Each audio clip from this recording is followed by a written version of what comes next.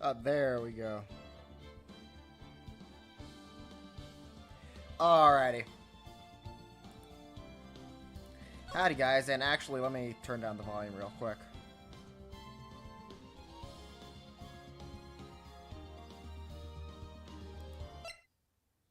Nope, that's as low it goes. Okay. Anyways. Howdy guys, and welcome back to Ace Attorney. Or welcome to we're starting a new series, so but we're redoing a series, so welcome back to Ace Attorney. Or welcome to. Anyways. So this is a series I'm restarting that I played like earlier in the... Actually, I think I played this with friends. Then I started streaming it. Then we're doing it again. So yeah.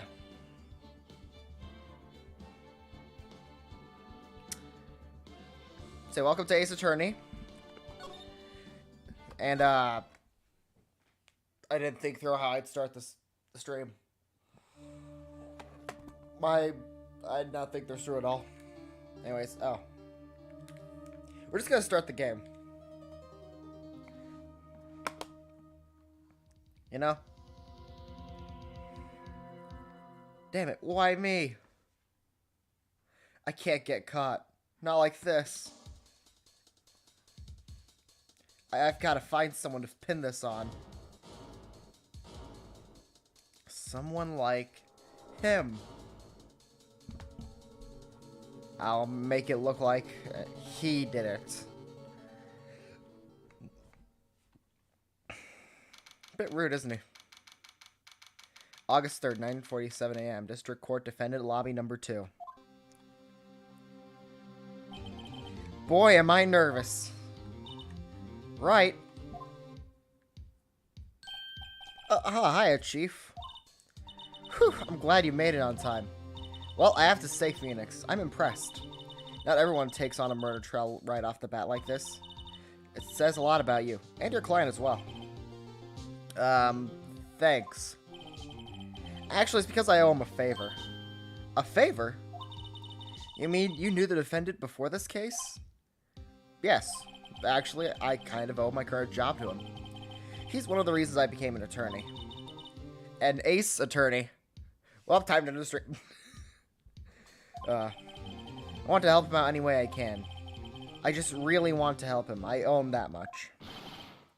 It's over. My life, man. It's all over. Is that your client screaming over there? Yeah, it's him.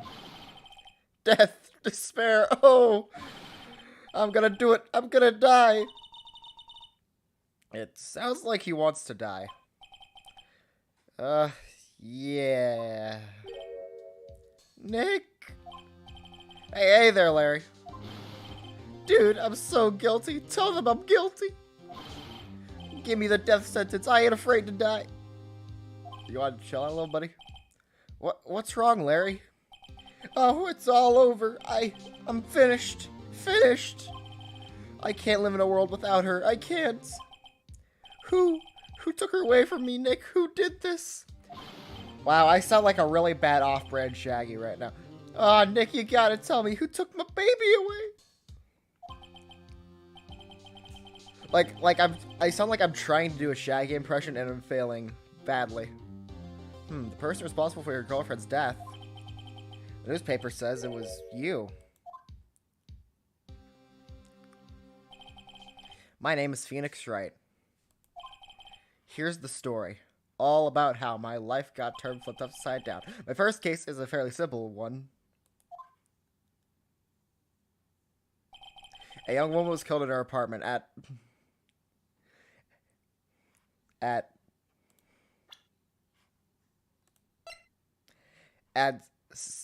4 p.m. on. Okay, you know what, I'm not gonna try. I'm just gonna give up on that one. You know, let's just continue the game. The guy they arrested for was the unlucky sap dating her.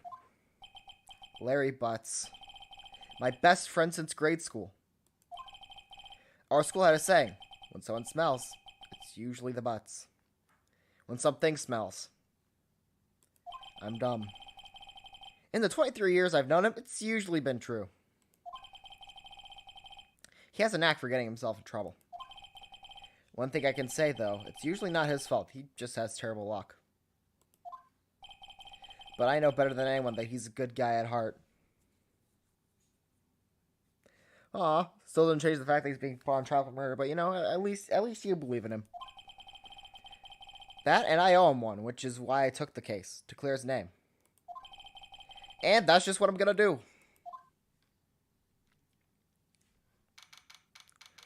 August 3rd, 10 a.m. District Court, courtroom number 2.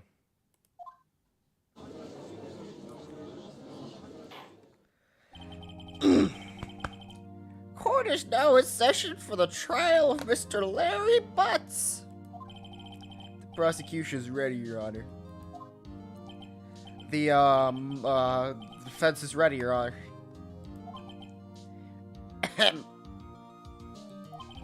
Mr. Wright? This is your first trial, is it not? Yes, Your Honor. I'm, a little nervous. Your conduct during this trial will decide the fate of your client. Murder is a serious charge. For your client's sake, I hope you can control your nerves.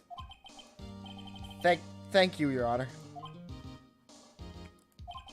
Mr. Wright, given the circumstances, do you even know where you are? I think we should have a test to ascertain your readiness. Yes, Your Honor. Gulp, hand shaking, palms sweaty, mom spaghetti is ready, mom spaghetti, so... The test will consist of a few simple questions. Answer them clearly and concisely. Please state the name of the defendant in this case. I think it's me. The defendant is me, right? Right, have you completely lost your mind? Focus. The defendant is the person on trial. You're his lawyer. Oh yeah, right. This is no laughing matter. You did pass the bar, didn't you? Well, I did pass by a bar before this. Sorry, I couldn't hear you answer. I'll ask one more time. Please state the name of the defendant in this case. It's Mia Fey. The, defendant, that's, Mia Fey. Wrong, right? Look, I have to leave. Yeah. The guilty always try to escape their punishment. Yeah, you go on and run now. I have to go home. I'm expecting delivery. Oh, come on, Chief. There's no need to be going so soon, is there? Listen, Wright. The defendant is the one on trial. Your client. I mean, that's about as basic as you could get. I put my foot in it this time. I've got to relax. Sorry, I couldn't hear your answer. I'll ask once more. Please state the name of the defendant in this case. Me? No, it's Larry Butts. The defendant? Well, that's Larry Butts, Your Honor. Correct. Just keep your wits about you and you'll do fine. Next question. This is a murder trial. Tell me, what's the victim's name? Whew, I know this one. Glad I read the case report. Cover to cover so many times. It's way... No way. I forgot. I'm drawing a total blank here. Phoenix, are you absolutely sure you're up to this? You don't even know the victim's name. Or the defendant, for that matter. Oh, the victim. Of course I know the victim's name. It's just forgot temporarily. I think I feel a migraine coming on. Look, the victim's name is listed in the court record.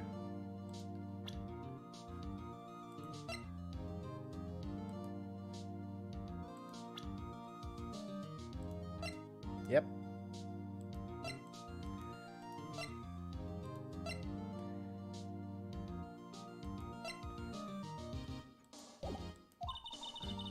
Just press tab, check it anytime, or I could just, click it either. That's also an option. Remember to check it often. Do it for me, please. I'm begging you. Mr. Wright, who is the victim in this case? Mia It's Cinderblock. Oh, wasn't it Miss Block? Miss Cinderblock? The person in question was a victim of murder, not an illness naming, right? Right? If Did you forget something? Use tab to check that. Nah. A mistake in court could cost you the case. No, I choose not to. See again, Mr. Wright. Who is the victim in this case? It's Mia Fey. Wait, nope. Nope, that's the next case. What? How could I be the victim? Oh, right, sorry. It was the first name that popped in my head, and the court record, right. Use the court. Use the court record. Let me ask that one again. Mr. Wright, who is the victim in this case? No, it's Cindy Stone. The victim's name is Cindy Stone. Correct! You absolute... Now tell me, what was the cause of death? She died because she was... strangled. Right, she was strangled, wasn't she? Please tell me that was you talking to yourself. If you wish to hang yourself, Mr. Wright, you're welcome to, but not inside my courtroom, you emo. I suppose there's nothing to do but give you another try. She died because she was... poisoned. Oh, right, wasn't she poisoned by her poison? You're asking me? Chief, help me out here. Check the court record. Please. Jeez, give the guy a break. Let me ask again. She died because she was hit with a blunt object. She was struck once by a blunt object. Correct. You've answered all my questions. I see no reason why we shouldn't proceed. Even though you got all three of them wrong twice before we started. And quite frankly, should be a good reason to not proceed. Anyways, you seem much more relaxed. Thank you, Your Honor. Because I don't feel relaxed, that's for sure. Well then, first, a question for the prosecution, Mr. Payne. Yes, Your Honor? As Mr. Wright just told us, the victim was struck by a blunt object. Would you explain to the court what that object was? The murder weapon was the statue of the thinker. It was found lying on the floor next to the victim. I see. The court accepts it into evidence. Statue added to the court record. Right. Be sure to pay attention to any evidence added during the trial. That evidence is the only ammunition you have in the court. Use tab to check the court record frequently. Yep, and see we got the little statue here.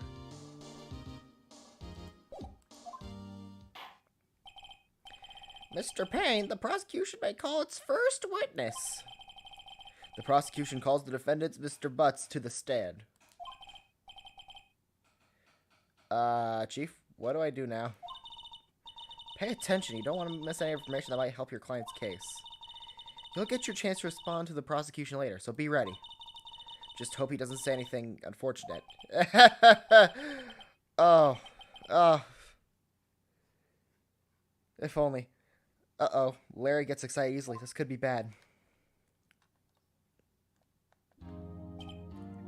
Ahem. Mr. Butts, is it true that the victim had recently dumped you?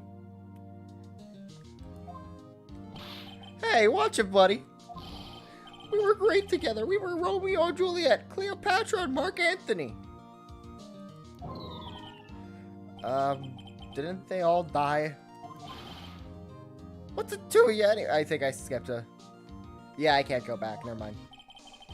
Mr. Butts, what you described is generally what we mean by dumped. Actually, wait. In fact, she had completely abandoned you and was seeing other men. She had just returned from the overseas with one of them the day before the murder. What do you mean, one of them? Lies, all of it. I don't believe a word of it. Your Honor, the victim's passport. There we go. According to this, she was in Paris until the day before she died. Passport added to the court record. Indeed, she appears to have returned the day before the murder. Dude. No way. The victim was a model, but did not have a large income. It appears that she had several sugar daddies. Daddies? Sugar? Yes, older men who gave her money and gifts. She took their money and used it to support her lifestyle. Dude! We can clearly see what kind of woman this Miss Stone was. Tell me, Mr. Mutz, what do you think of her now? Right? I don't think you wanted to answer that question. Yeah, Larry has a way of ruining his mouth in all the wrong directions. Should I? Don't you do it. Don't you do it. Don't you do it. My client has no idea that the victim was seeing other men. That question is irrelevant to this case. That somehow congested me a little bit. Oh. Dude, Nick, what do you mean irrelevant? That cheating she-dog. Can't use another word. Because this game is rated... Pretty sure it's rated T. I don't remember if it's rated T or... Oh, I just noticed that Twitch. I'm gonna die. I'm just gonna drop dead. Yeah, when I meet her in the afterlife, I'm going to get the bottom of this. Well, that didn't help his case. Let's continue with the trial, shall we? I believe the accused's motive is clear to everyone. Yes, quite. Oh boy, this is not looking so good.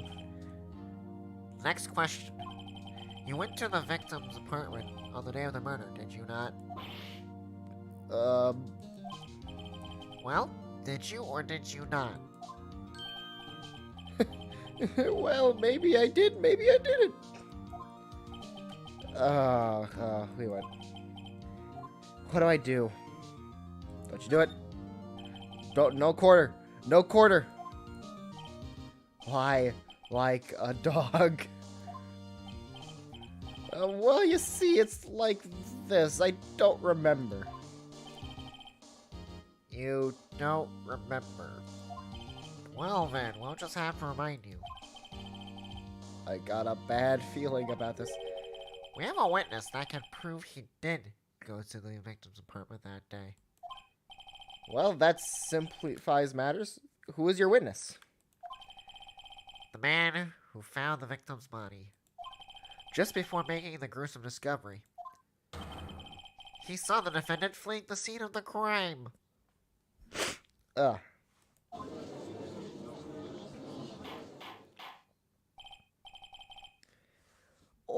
Ordered the court. Order in the court. Nope, I messed up the voice. Mr. Payne, the prosecution may call its witness. Yes, Your Honor. This is bad. On the day of the murder, my witness was selling newspapers at the victim's building. Please bring Mr. Frank Sawit to the stand.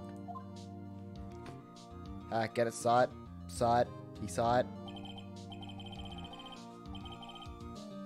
Mr. Sawit, you sell newspaper subscriptions. Is this correct? Oh, yes, newspapers, yes. Mr. Sawit, you may proceed with your testimony. Please tell the court what you saw on the day of the murder.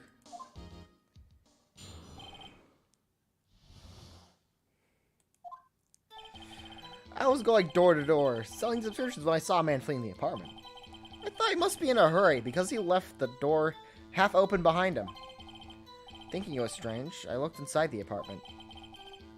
Then I saw her lying there, a woman, not moving, dead. I quailed in fright and found myself unable to go inside. I thought to call the police immediately. However, the phone in her apartment wasn't working. I went to a nearby park and found a public phone. I remember the time exactly. It was 1 p.m. The man who ran was without doubt the defendant sitting right over there.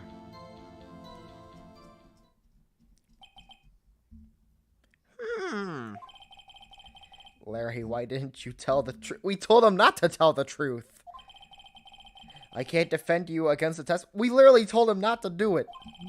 Incidentally, why wasn't the phone in the victim's apartment working? Your Honor, at the time of the murder, there was a blackout in the building.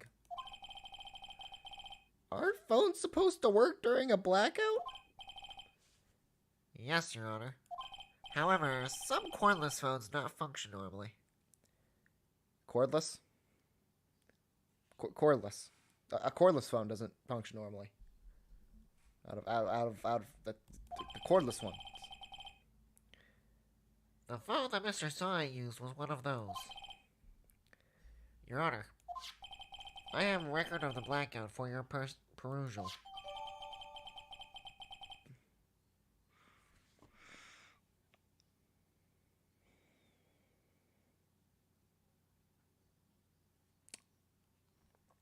I don't know how any of that makes sense. But you know what? I choose not to question it. Now, Mr. Wright. Yes, sir. Yeah, Your Honor. You may begin your cross-examination. Cross-examination, Your Honor? Alright, Wright. This is it. Don't mess this up, you idiot.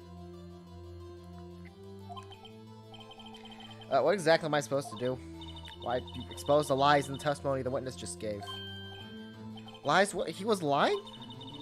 Your client is innocent, right? Well, that witness must have lied in his testimony. Or is your client really guilty? How do I prove he's... How do I prove he's not? You hold the key. It's in the evidence. Compare the witness's testimony to the evidence at hand. You know, have you ever thought about the fact that maybe the evidence isn't incomplete? Or... maybe the fact that that he might have, like... might have been one out of multiple witnesses. Or, like, none of them could have been the murderer. Have you ever thought of that, Mia? At all? No, probably not. There's bound to be a contradiction in there. First, find the contradiction between the court record and the witness's testimony. Then, once you've found the contradicting evidence, present it and rub it in the witness's face. Okay. Open the court record with tab, then point out the contradictions in the testimony.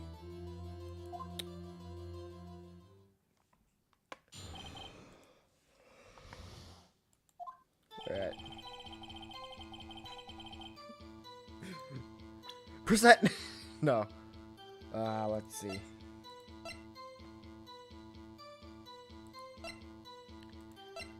Yeah, wasn't she dead around 4 to 5 p.m.? So I think that's our...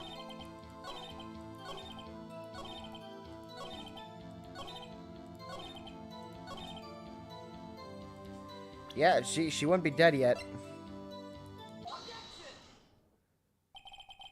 You found the body at 1 p.m.? You're sure? Yes, it was 1 p.m. for certain. Frankly, I find that hard to believe. Your statement directly contradicts the autopsy report. The autopsy notes the time of death sometime after 4 p.m. There was nobody or no body to find. How do you explain this 3-hour gap? Oh, that. Oh, This is trivial. The witness merely forgot the time. After his testimony, I find it hard to believe. Mr. Saw it. Why were you so certain you found the body at 1 p.m.? Gee, that's a really good question. Great job, right? Way to put him on the spot. Is that all you have to do? Point out contradictions. And, you know, also act as a detective, but that's not happening till the next case. Lies always beget more lies. See through one, and their whole story falls apart. Wait, I remember now. Would you care to give your testimony again?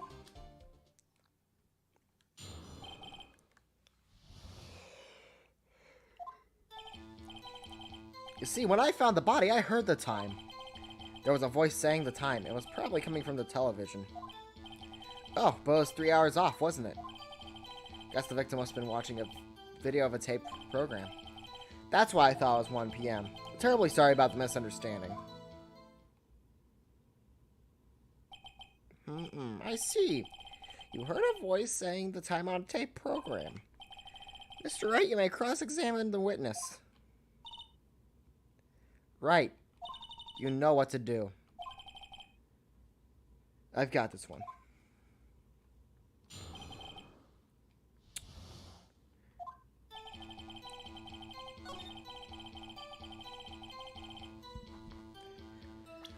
The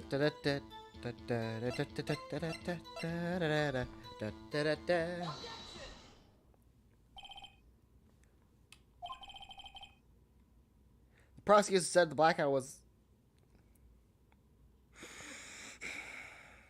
The prosecution has said that there was a blackout at the time of the discovery. And this record proves it.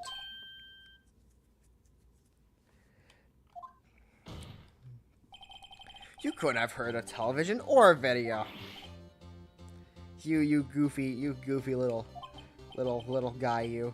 The offense has a point. Do you have an explanation for this, Mr. Sot? No, I find it quite puzzling myself. Quite.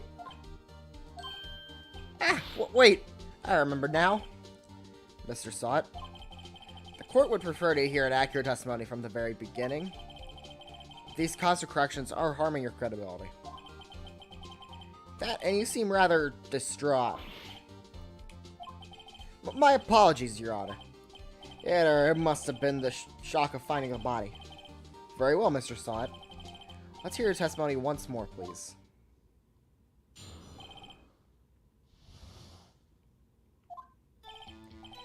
Actually, I didn't hear the time. I saw it. There was a table clock in the apartment, wasn't there? Yeah, the murder weapon. The killer used it to hit the victim. That must have been what I saw. You saw a clock? I guess that would explain it. Let's cross-examine the witness. Fun fact.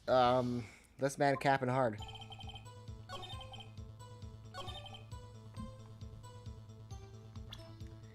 This man is indeed capping. Wait just a moment. The murder weapon wasn't a clock. It was a statue. Now, how is this supposed to be a clock? What? You with your objections and your evidence.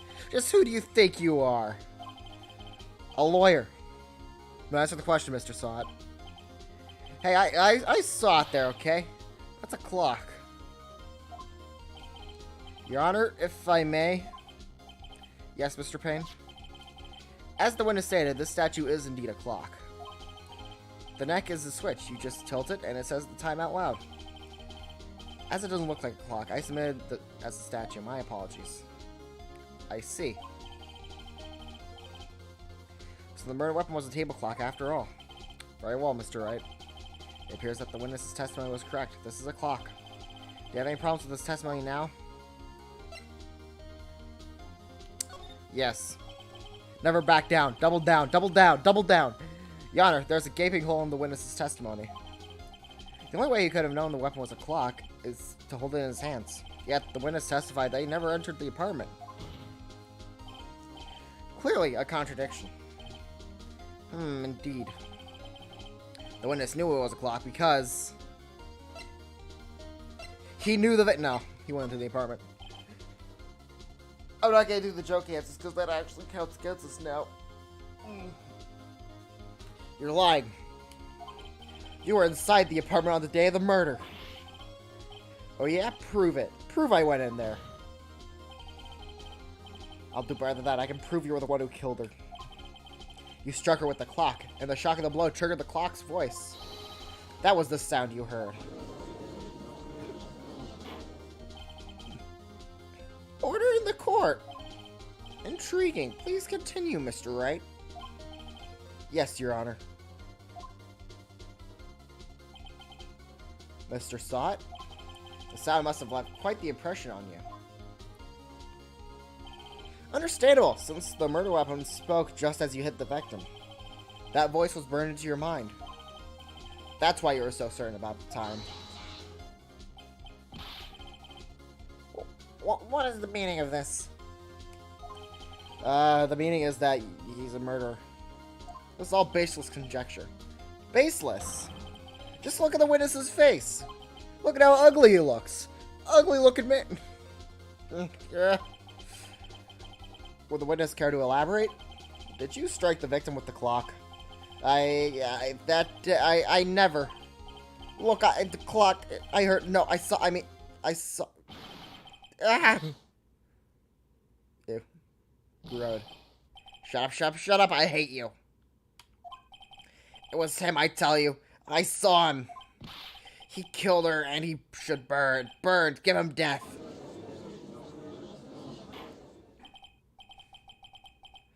Order at the court, I say.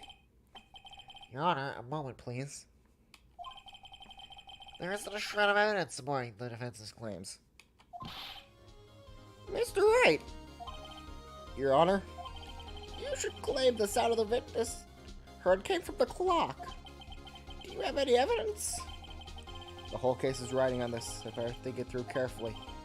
Your Honor, the sound Mr. Sod heard was definitely this clock. If you simply...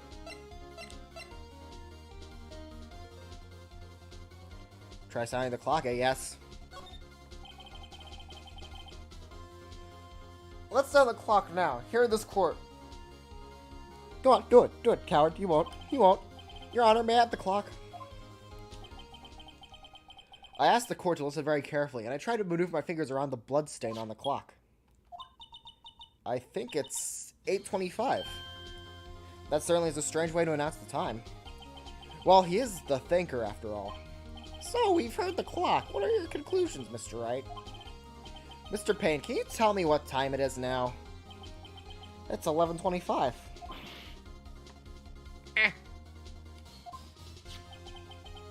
As you can see, this clock is exactly 3 hours slow.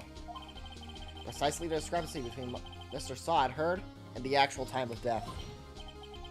So, Mr. Sod, try to talk your way out of this one. You forgot one thing. What is he talking about? While it may seem like that clock is running 3 hours slow, it proves nothing. How do you know it was running 3 hours slow on the day of the murder? Ah, yes. Because the murder would totally take the time to change the time on the clock.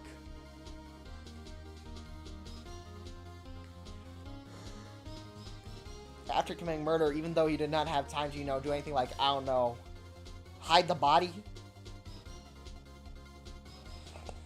Nope.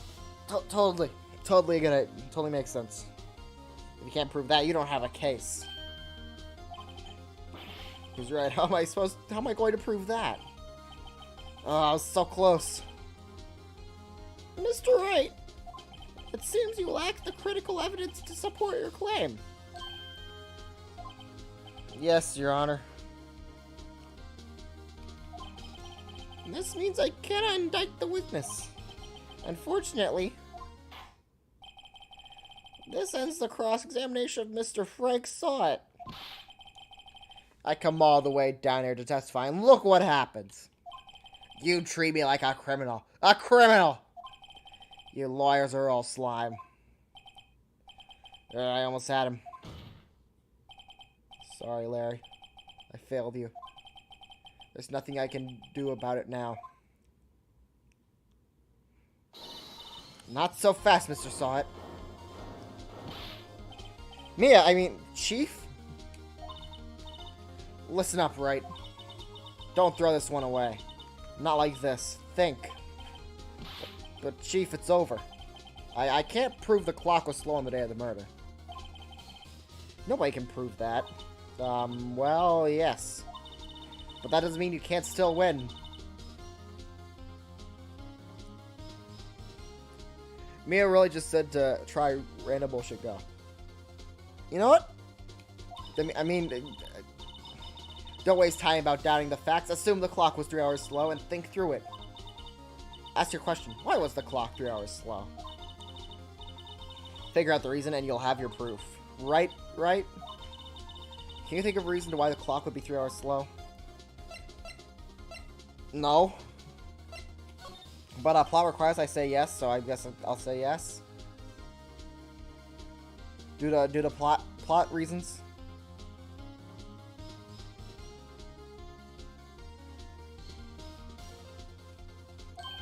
Wait. Maybe I can prove it. You must have evidence somewhere that can prove it, right? Find it and let him have it. Well, Mr. 8? You say the clock was already running slow on the day of the murder. Have you found any evidence to support this claim? Of course! There's a piece of evidence in the court record that can prove my claim beyond a doubt. Ha! Tough words. Let's see you pull this one off. Let's see this evidence that proves why the clock was running slow. If I remember, it was the passport. The victim had just returned home from abroad the day before the murder. As we all know, the time difference between here and Paris is 9 hours. When it's 4 p.m. here, it's 1 a.m. the next day there. The clock wasn't 3 hours slow, it was 9 hours fast. The victim hadn't reset her clock since returning home. That's why the time you heard when you struck her dead in the apartment was wrong. Proof enough for you, Mr. Saw It? Or should I say, Mr. Did It?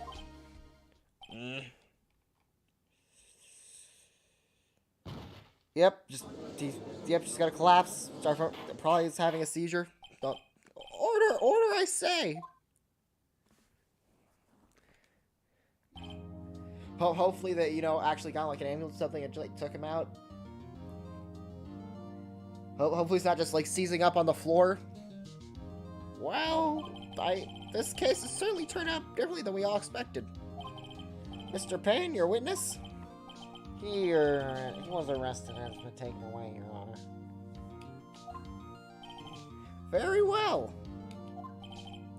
Mr. Wright? Yes, Your Honor? I have to say I'm impressed. I don't think I've ever seen someone complete a defense so quickly. And find the true culprit at the same time? Thank you, Your Honor. At this point, this is only a formality, but this court finds the defendants, Mr. Larry Butts, not guilty.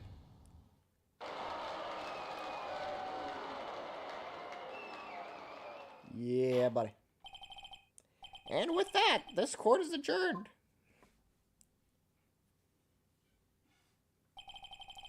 It turns out that Frank Saw It was a common burglar.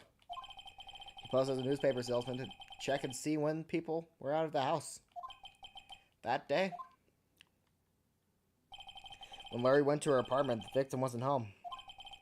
After he left, Mr. Saw It let himself in to do his dirty work. While he was searching her place, the victim returned. Flustered, Mr. Saw It grabbed the nearest blunt object he could find.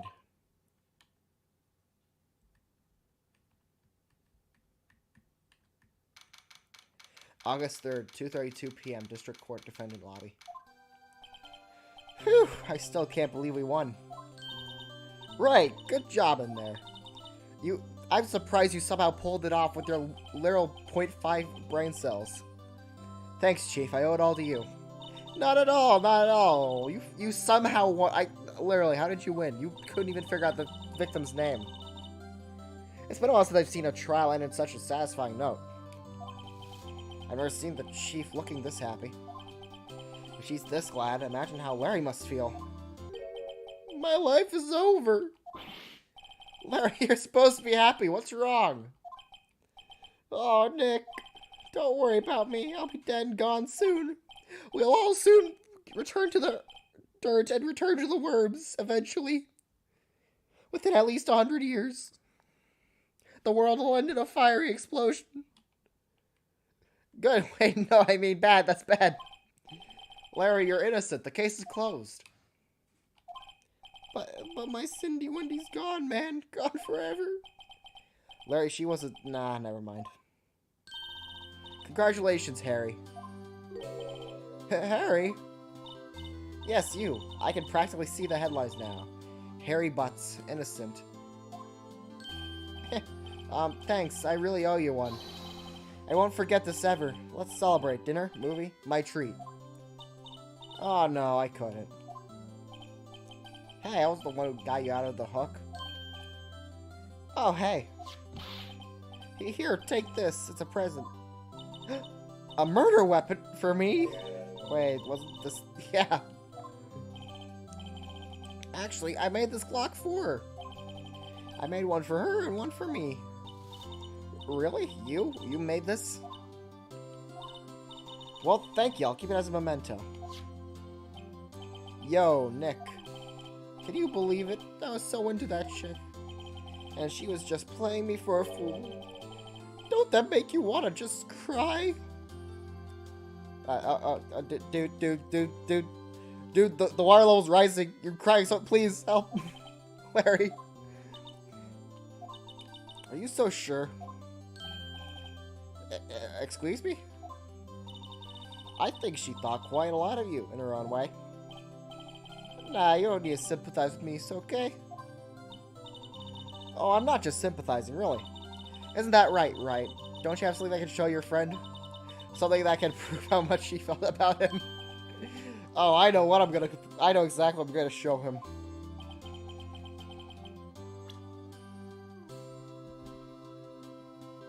Actually, no. We'll do this with we'll do this. Here you go. The evidence you need. Here you go, Larry. Proof. Phoenix, that's your attorney's badge. It's okay, Nick. Don't worry about me. I'll forget about her soon enough anyways.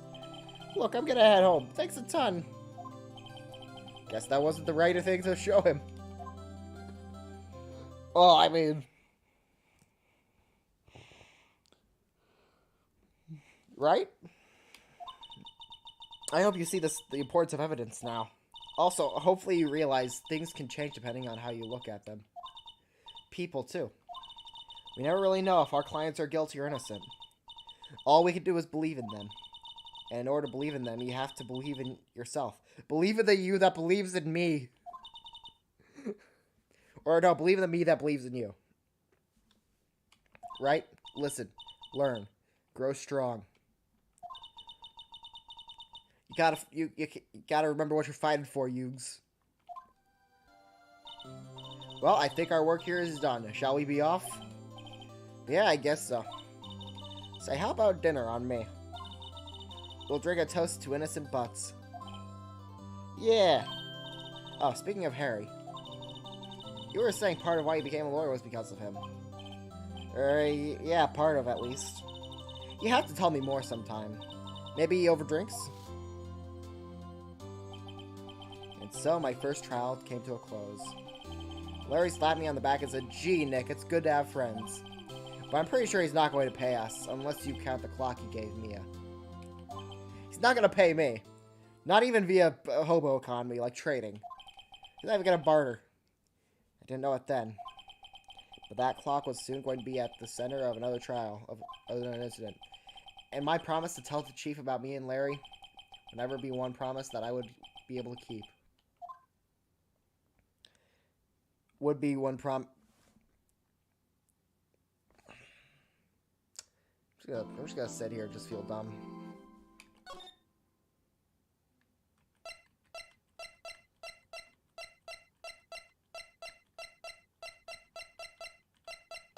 Yeah, we're just gonna use this save file. We're probably never gonna have a group playthrough of it. That channel idea is kind of dead.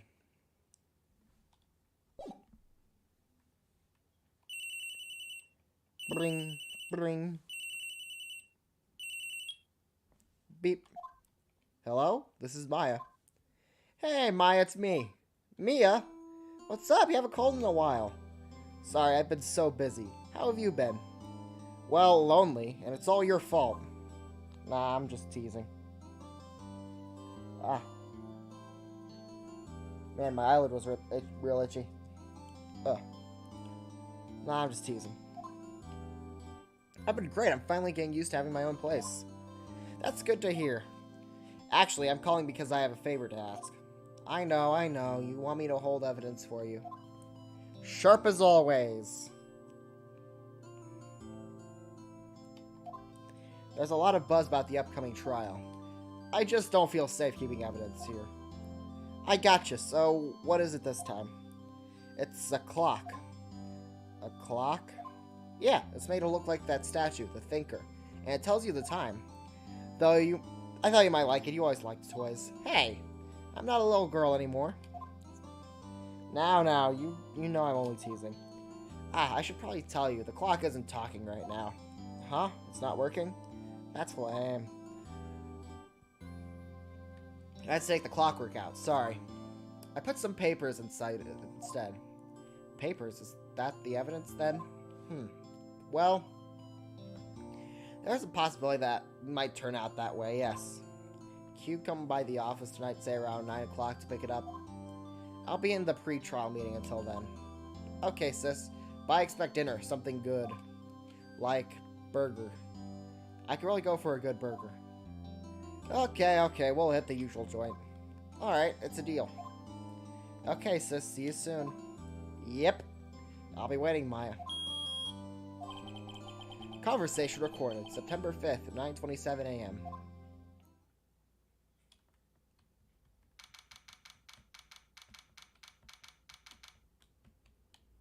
September 5th, 8:57 p.m. Fanco Law Offices.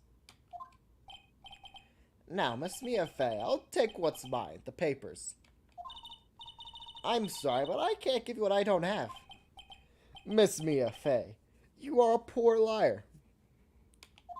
Why, I see it right over there. That must be the Thinker that swallowed those papers. How could you know? Oh, you're not conspicuous of my background? Gathering information is my business, you see. I should have been more careful. Oh, my dear Miss Fey, I am so very sorry. But I am afraid I must ask you for one more thing.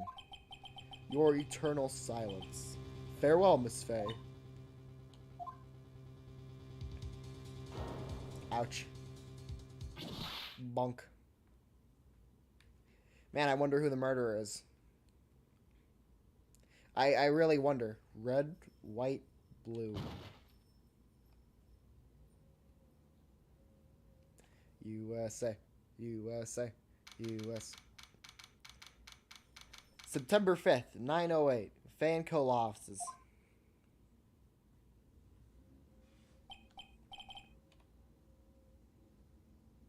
Oh, I'm late. Huh, that's strange. I guess the chief left without me. She said her sister was coming over, so we should all go out to dinner. What's that smell? Blood? Mia, maybe she's in her office. Huh, anyways, you know, that's a rather interesting house plant. No, I can't examine any of this stuff right now. Okay, darn.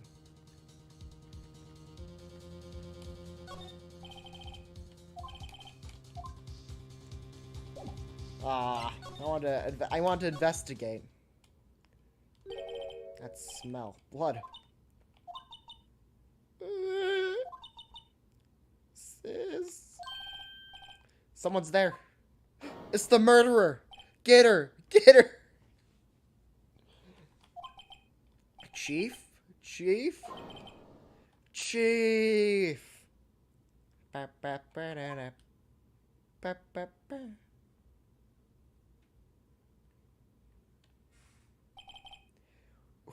Who are you? Gonna say something? No? Yeah, that's gonna hold up in court. Cool, the strange girl dropped out cold. I left her lying on the office sofa. Oh, never mind. I thought she just ran away. I went back to the chief, where she lay under the window.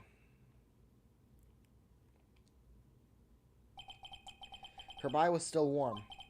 I could feel it when I held her shoulder. Then, all too quickly, it began to fade. Until finally she was cold. She dead.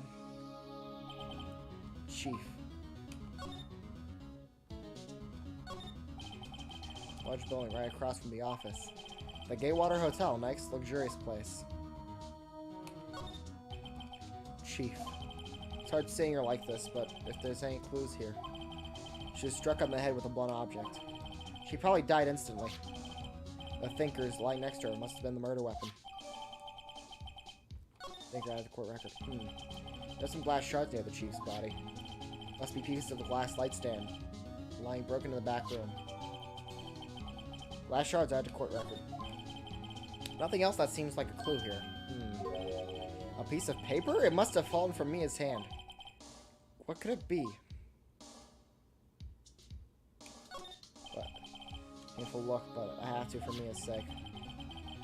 Yeah?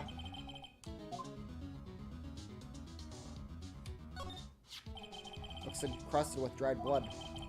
How ironic this has become the murder weapon. Again. The shards of glass are scattered on the floor. They seem to be remains of the glass light stand.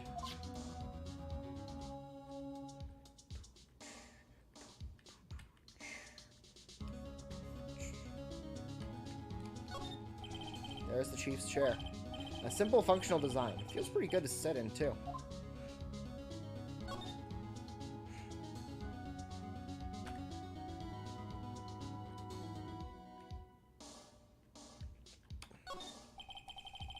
The Fanco Ledger Book. Everything is written in the chief's ultra-neat handwriting. It's a small office, but it makes a good bit of money.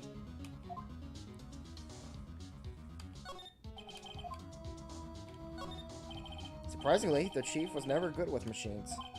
About all she used this PC for was email. She picked up this ancient model at some garage sale for practically nothing. Meanwhile, I'm literally just using a television set. A perfectly normal office desk. The chief had a very particular policy about office decor. Spend big on the stuff the clients use, but keep your own stuff simple. Fair enough, I mean. All the chief's important documents are packed in here. This is where she filed her case record and recent rulings. Right, I better call the police. That's funny.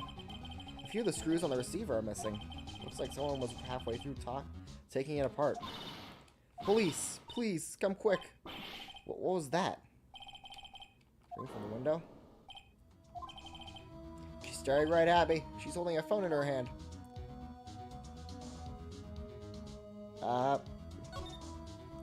Maybe I should look at this then. A word written in blood on the scrap paper. Maya. Did Mia write this? This piece of paper is a receipt from a department store. Dated yesterday.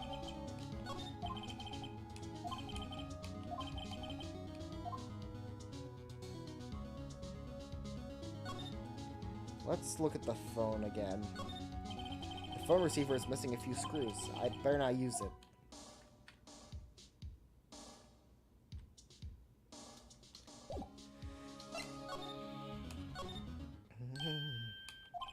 That girl just now. Where'd she go? I put her right here on that sofa. Oh, I hope she didn't run on me. Ah! Don't scare me like that. Excuse me, but, who are you? It's okay, I work here. Maya.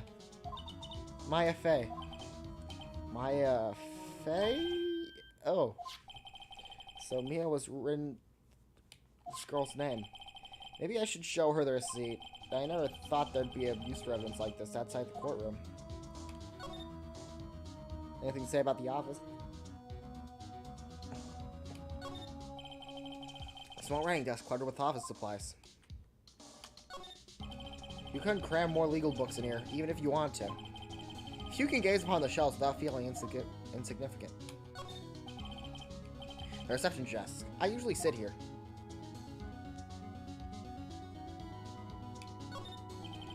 Or the chief's office. It's slightly open. I better not touch the doorknob.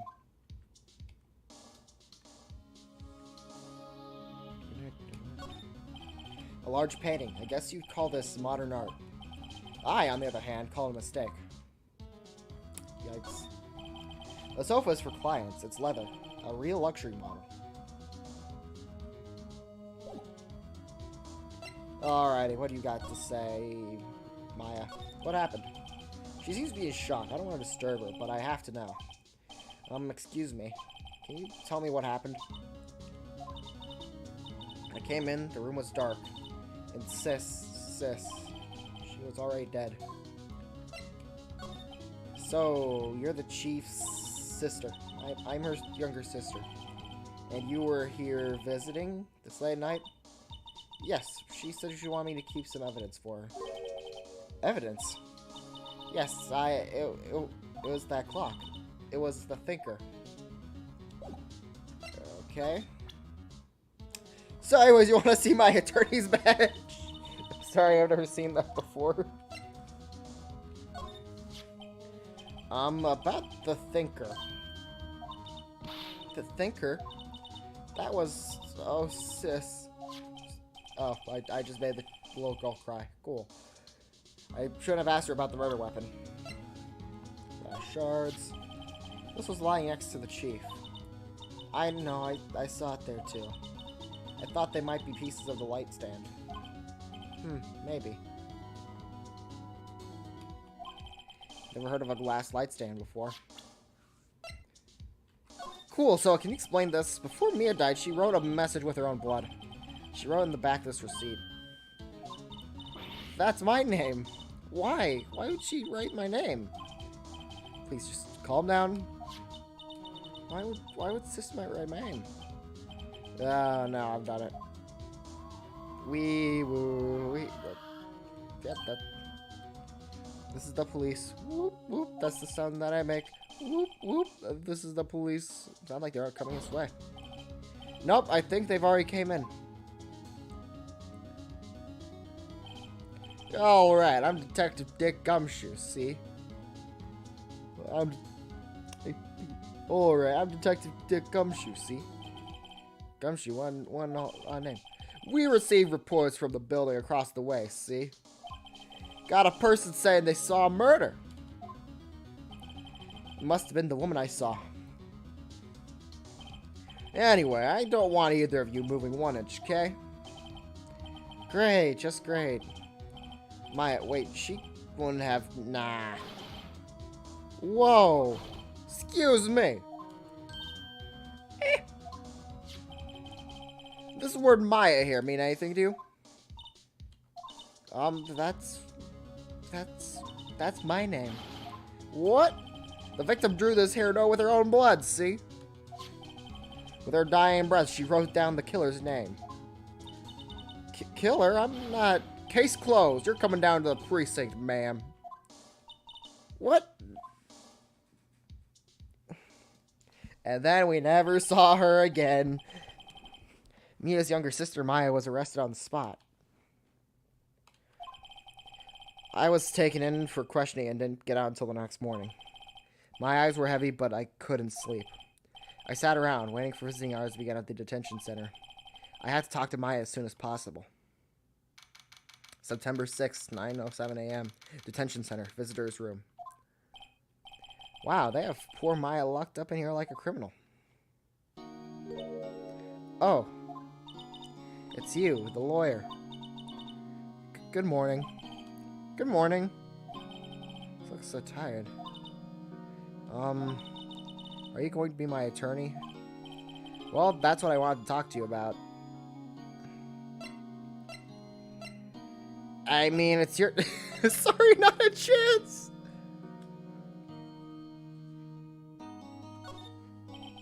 Maybe if I joke a bit, she'll cheer up. Haha, no way, Jose. Just kidding. Yeah, that was not my best idea. Huh? Maya? Was that a chuckle? What? No.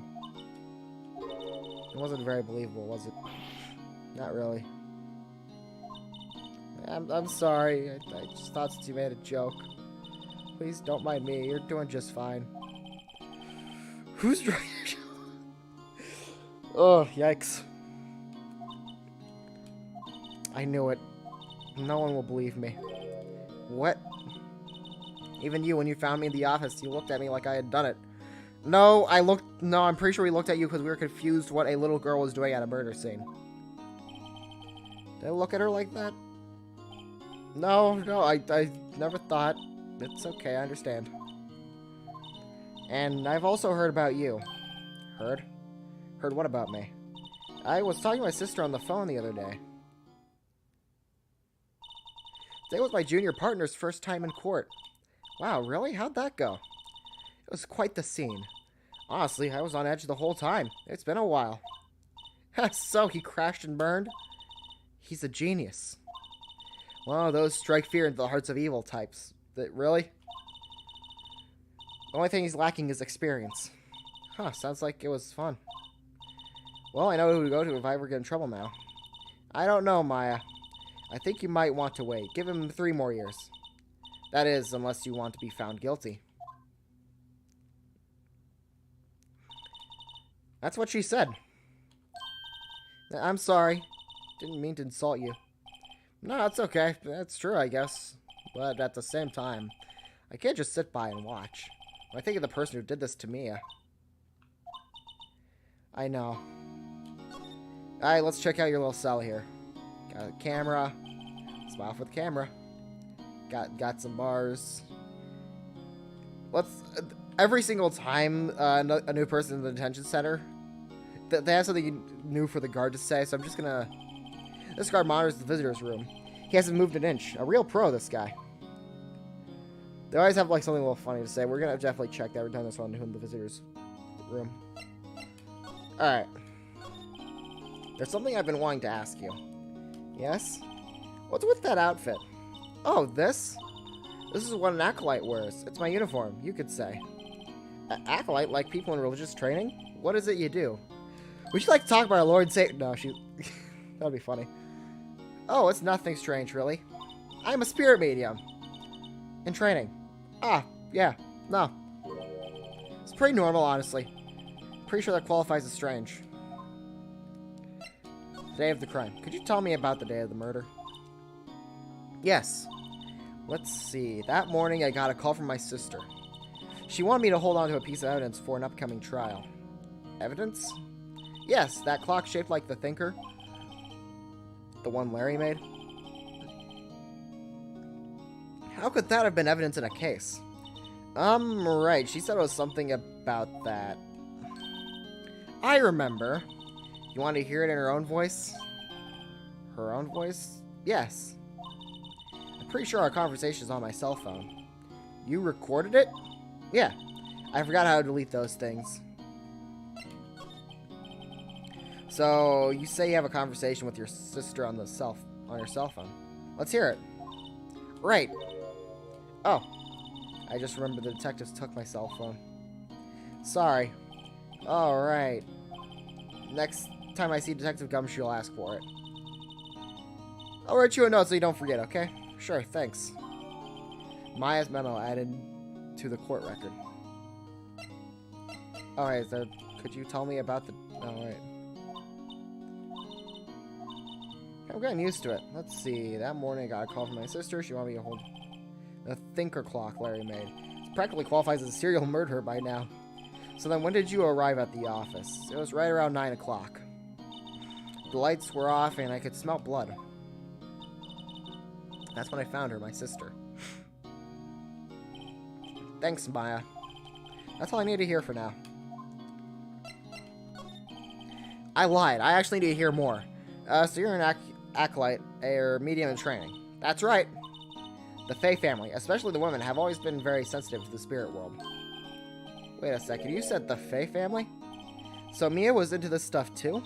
Of course. She let the mountain to follow her career, she said. Her powers were first class too. I had no idea. Wait. What? So you're a real honest-to-goodness spirit medium. With ESP and all that? Yes. In training. Well, can't you contact Mia's spirit then? We could just ask her who killed her. I'm sorry. I'm still in training. I couldn't do something on that level. I thought it would be too easy. Huh? Something the matter? I was wondering, could I ask you a favor? This is the address of a famous lawyer. My sister gave this to me a long time ago. She said if I was ever in trouble, I should call him. And, well, I'm in trouble. Do you think you could go ask him to represent me? Nah. I'm sorry. I think this is the kind of thing you should really do yourself. You're right. Something wrong? Actually, I asked the police to contact him, and they tried calling him a few times. No way could get a hold of him. They couldn't find him? I was doing that as a joke, and I completely forgot this part. Say, what about your parents? Oh. Okay, don't worry, I'll go ask him for you. You will? Thank you so much. Just worry what will happen if I can't find him. They told me that if I don't find one, the state will pick an attorney to defend me. An ace attorney? When will it happen? They're giving me until 4 o'clock this afternoon. And visiting hours are almost up. I better hurry. Right, I'll be back. Anyways, take a look at this. Sorry, I've never seen that before. I wanted to ask you about the murder weapon. Poor sis. Better not ask her about this now. This was lying next to the chief's body. I saw that too. They said they thought these were pieces of a broken light stand. Yeah, that seems about right. Though I'd never heard of a glass light stand before this. The receipts! Remember that receipt? You mean the one with my name on it? Any idea why she... Absolutely none. Do you trust me? No.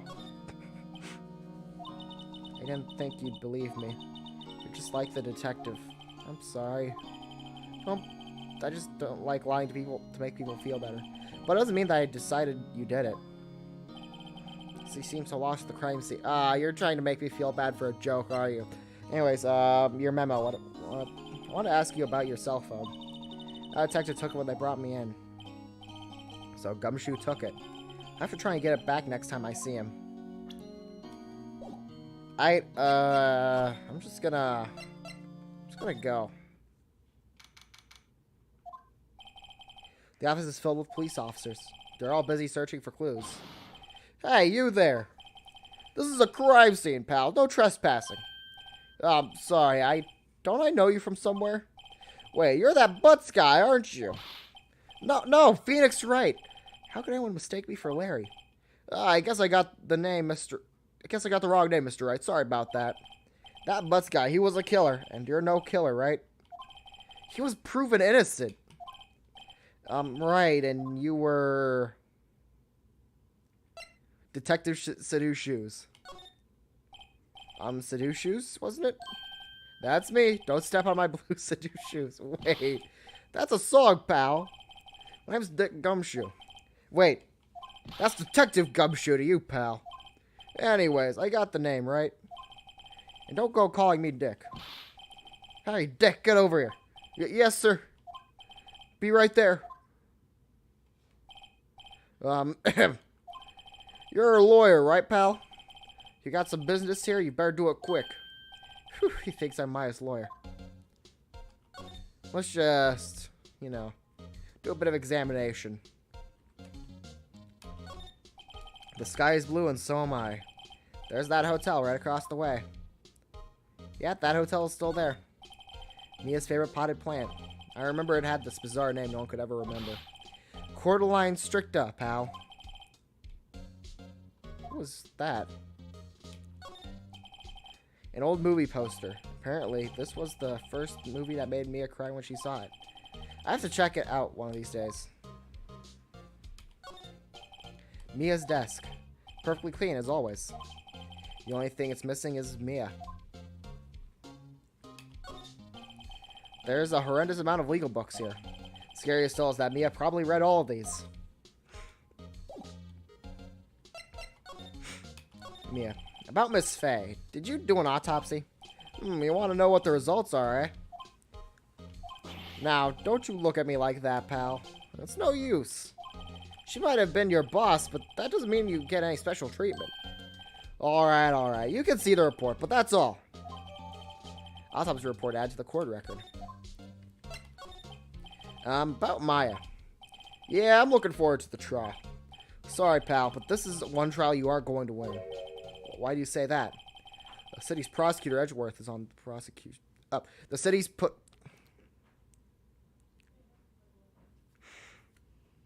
Curse you, dyslexia. The city's put prosecutor Edgeworth on the prosecution. Edgeworth? I'm sure you know what that means. You'll be being a lawyer and all. Prosecutor Edgeworth? That's right, pal. Mr. Miles Edgeworth himself. Wait, you don't know him, do you? No. No, we do not. Never heard of him. Well, and you call yourself a lawyer, pal. About 4 years ago, this Edgeworth guy became a prosecutor at the age of 20. Everyone says he's a genius. Surprised you don't know him. Of course I know him. I was just playing dumb. He's a cold, heartless machine. He'll do anything to get a guilty verdict. There are rumors of back alley deals and forged evidence. All I know for sure is that Edgeworth hates crime with an almost abnormal passion. I never imagined that I'd be facing him so soon.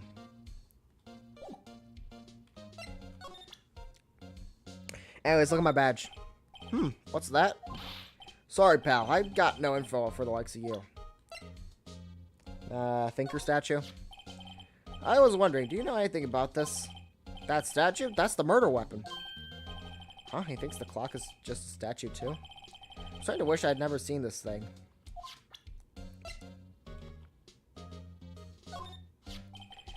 There was this broken glass at the scene of the crime, right? Oh, that.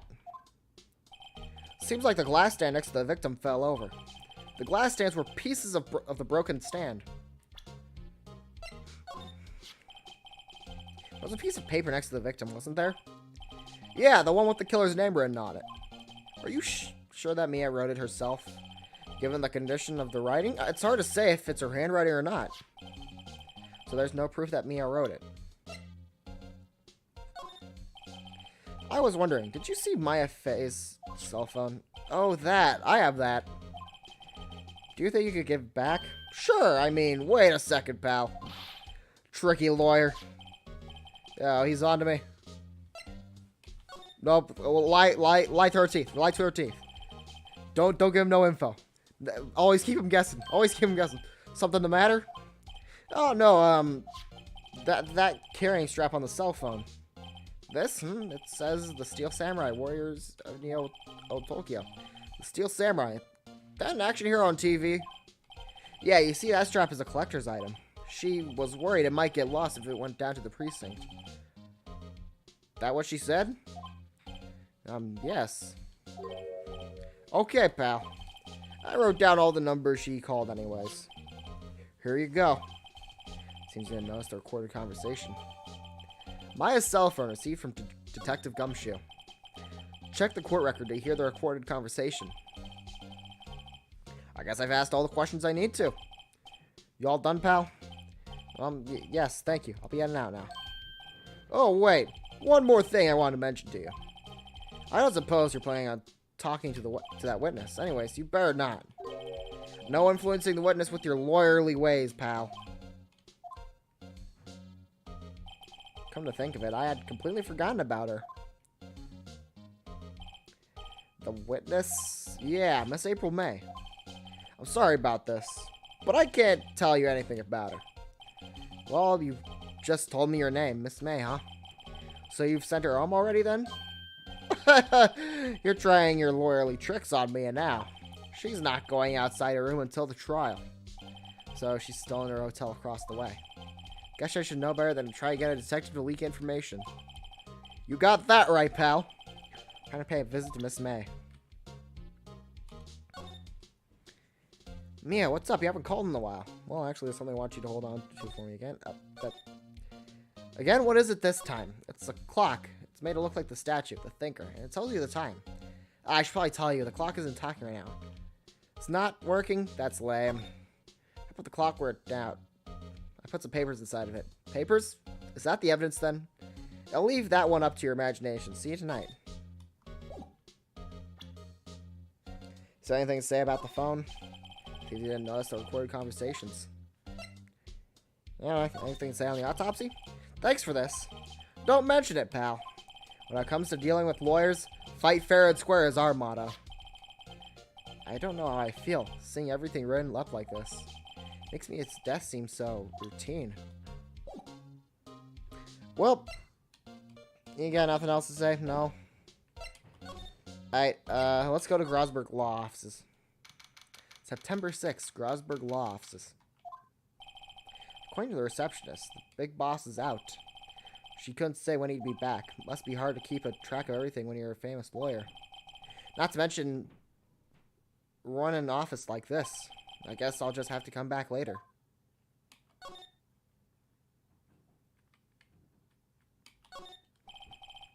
A table for clients. An elegant ebony case. And if I'm not mistaken, that lighter's made of solid gold.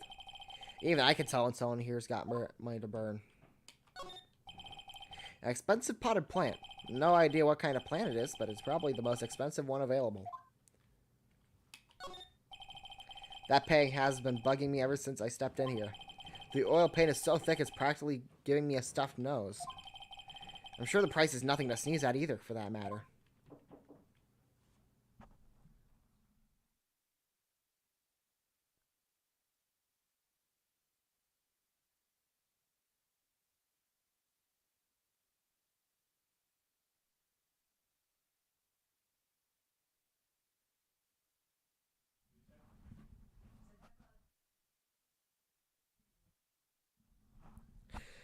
Anyway, sorry about that. Oh yeah, investigating stuff.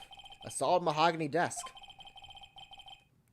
That's reminding me of the mahogany thing from because the guy who was in charge of the afterlife in Dragon Ball Z. Remember DBZ Bridge? That was a fun little series. Mahogany. Expensive looking mahogany bookshelves filled with expensive looking books. Funny. They don't look like they've ever been read. So, basically this guy's rich. That's what we're getting at. That's all.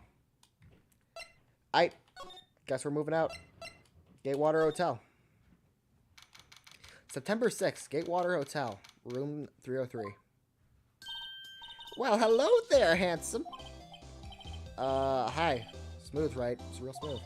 You're the lawyer, aren't you? The detective told me. He said, don't say nothing to that lawyer, pal. Teehee. No, to sell. Thank Detective Gumshoe for making my job harder. Gee, this is all like something out of a movie. It's all so exciting I can hardly contain myself. Oh, let me go freshen up so I can look the part of the beautiful eyewitness. I pity the lawyer that has to cross-examine this one. So yeah, there's a screwdriver stuck in this drawer. I wonder what's inside. Let's take a look.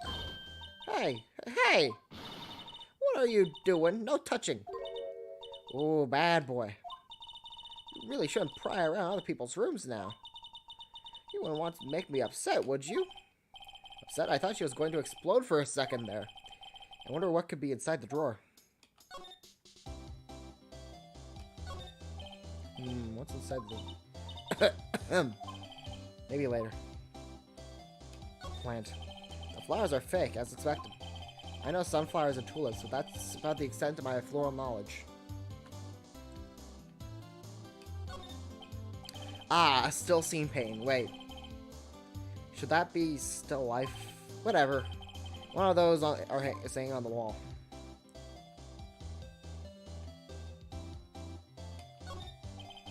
The late summer sunlight streams through the window. There's the Fanco Law Office building, of course. You can see the inside of the room pretty clearly from here. I think it would be a little difficult to recognize a face from this distance, though. A bottle and 2 glasses are on the table. Somebody must have been staying with her.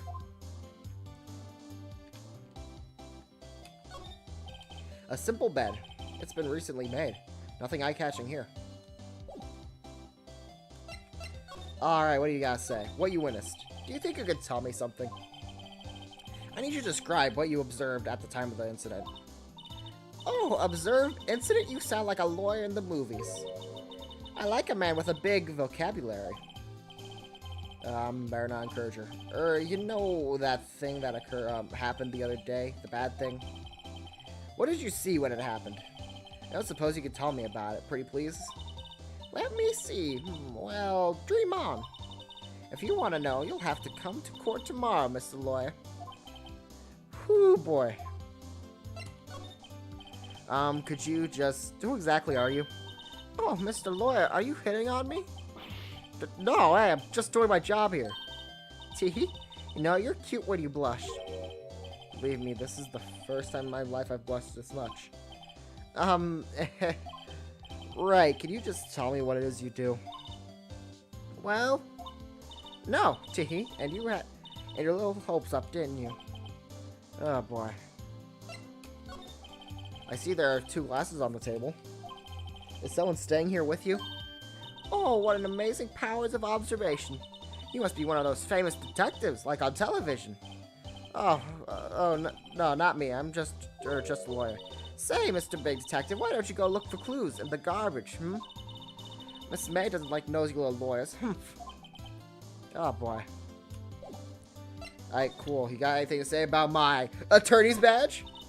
Excuse me, but I'm a witness. Police witness, you understand? How could I possibly give you any information in good conscience, Me, the witness. It's just like in the movies. Excuse me, but I'm a witness.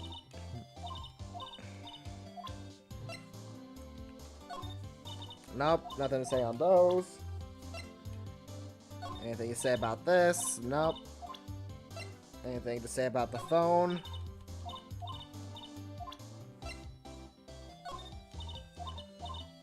Well, we tried. And that's all that matters. Who cares if Maya might possibly, you know. You probably have nothing new to say. Hey! What is it? Did you meet the lawyer? Sorry, I haven't seen him yet. I see. I better go see if I can find this elite lawyer she's talking about.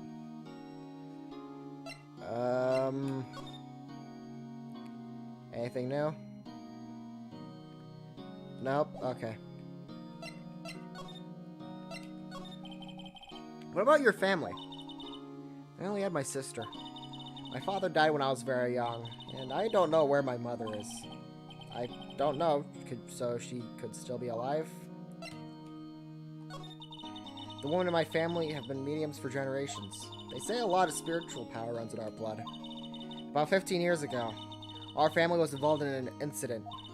There was a man, and he ruined our mother's life. Ruined? After that, she disappeared. Several years after that, my sister announced that she would become a lawyer, and she left the mountain. So you live by yourself? Yes, I've gotten used to it. Oh, also, I had to become independent, or I would lose my powers.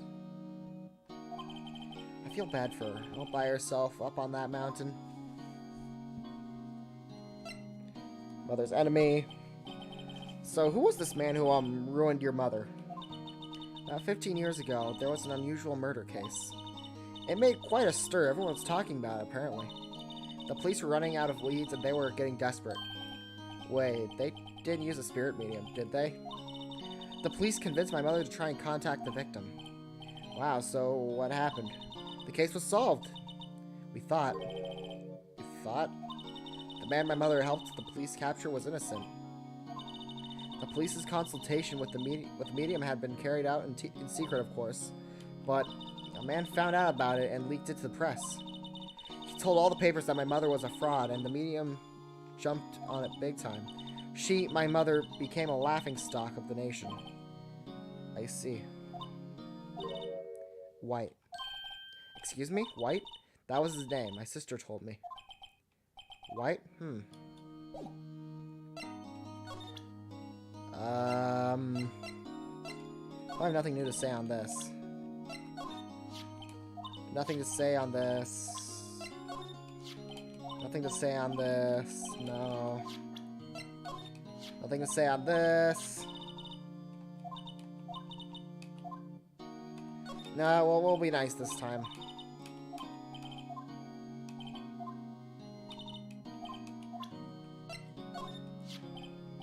Hey, I got your cell phone back. Oh, say. Can I listen to my sister's voice? Maya's eyes closed. She listened to every word with such intensity. Before long, tears began to roll down her cheeks. Thank you.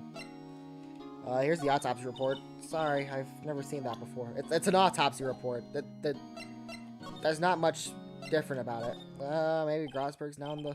Seems like Mr. Grosberg is out. Well, yeah, let's just wait here for him to come back. Ahem! That was the most over-the-top clearing of the threat I've ever heard. Aha! So, you're the one they say has been looking for me. Yeah, that's me. He looks even grander than I imagined.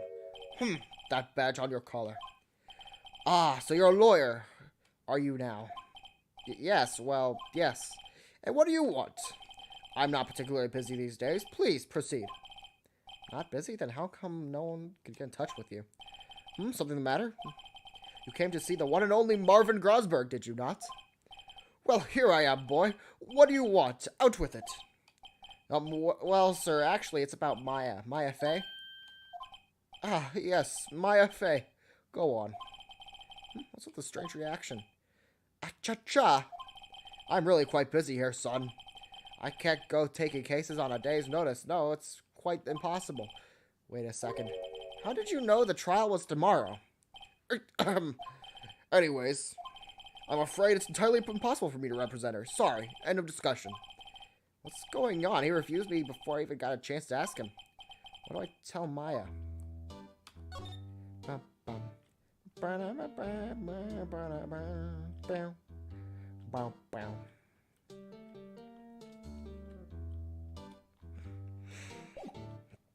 God, how good the music was in this. Your refusal? How can you just refuse like that? Please, tell me why you won't take the case. Well, you see, it's just I'm busy, you see. But the client is Mia Fey's sister. Mia trusted you. She knew her sister would be in good hands. Yes, of course, I know that. However, I'm sorry, but I must refuse. Sorry, goodbye. Creep, fine. I don't have time to argue with you anyways. I'll go look elsewhere. Think not. Huh? Did you say something? I think not, I said. What do you mean? I'm terribly sorry. But I'm afraid that no lawyer worth their salt will take this particular case. I'm terribly sorry, my boy. Why? I cannot say. I beg your pardon, but could you leave now? I've nothing more to discuss with you. What's going on here? How did you know Mia Fey? She worked here a long time ago. Quite the apprentice, that one. Learned my techniques in the blink of an eye. She left one day, quite suddenly. She had a mission, you see. A mission? You could see it in her eyes. She followed it with a burning passion, never looked back, that one. That's quite a painting. Aha! You've noticed. It's my pride and joy. Impressive, isn't it?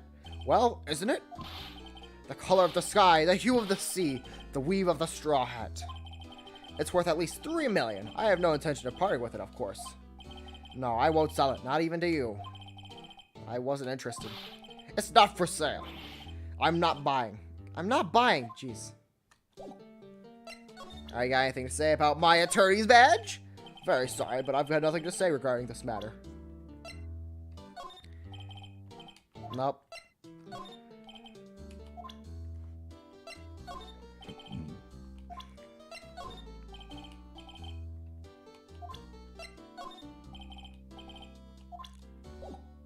Hey, he's got nothing to say on the matter. Well, let's go back to the hotel, because I think, no, you've not left. I thought you would have by now. Looks like Detective Gumshoe has gone home. The police are still keeping themselves busy in the chief's office. Now it's time to talk to me. I guess I'll head out. Or I could... His favorite potted plant. I guess I'll have to water it now. Nope, nothing new to say.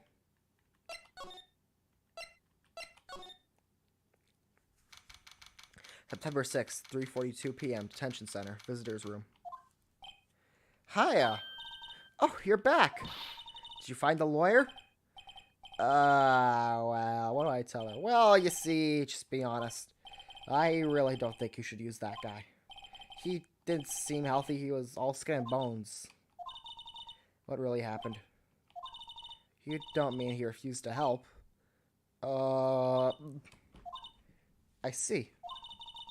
I've been abandoned then. Just a little longer now before the state-appointed lawyer comes, I guess. 4 p.m. Time's up. What should I do? Do I just leave her and go home? Well, nothing I can do. I guess I'll just disappear. There's nothing left for me to do here. She'll be better off with the state-appointed lawyer. I think I better get home now.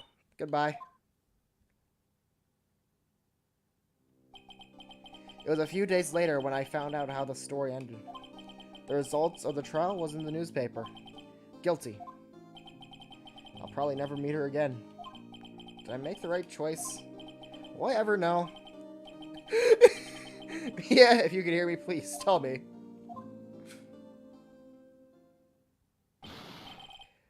I can't let that happen. I'm not leaving here until she takes me as her lawyer. I've made up my mind. I'm going to defend you whether you want me to or not. Why? Why? Well, I don't know. To be honest, I don't know. You don't know? This girl is sitting in front of me, of the killer. All the evidence seems to say yes, but there's something about this thing that smells fishy. That witness's strange behavior, was that all an act? And the way that lawyer refused to help out Maya. But more than that, she has no one left to help her. Nothing is more sad or lonely than that. I know, I've been there a long, long time ago. Why did I become a lawyer in the first place? Because someone has to look out for the people who have no one on their side. There's only one thing I know for certain, is that there will be blood. I won't abandon you. You can count on me. That's so kind of you.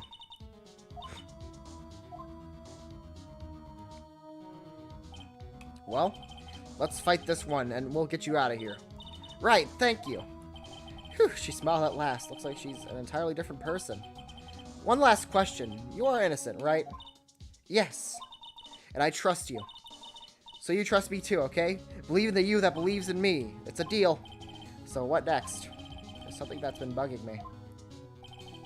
Just what was inside that strange woman's drawer? It was when I tried to look into the drawer that she got all offensive. There has to be something in there.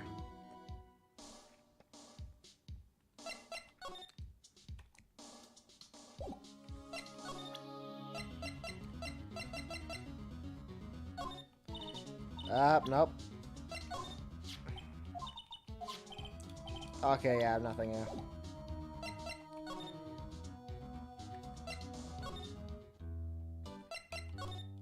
Nope. Good afternoon, sir. Excuse me, you are... I beg your pardon, sir. I'm the bellboy of this establishment. At your service, sir. Oh, right.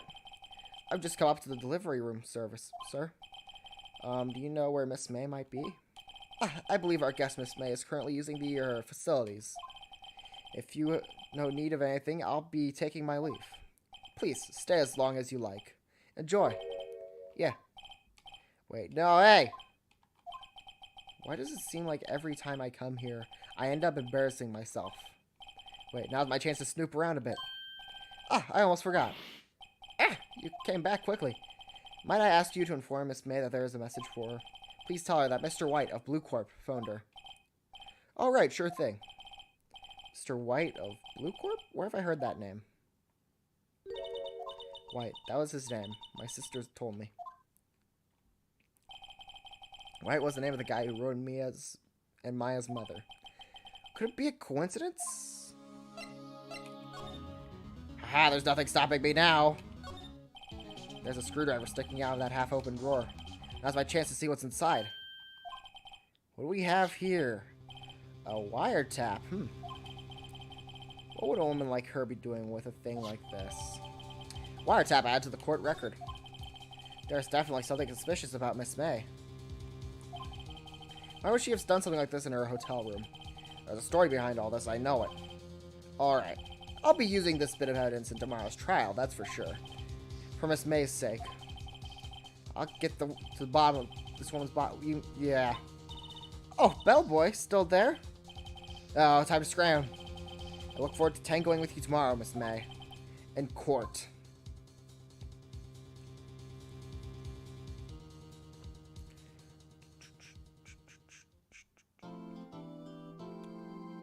Save your progress?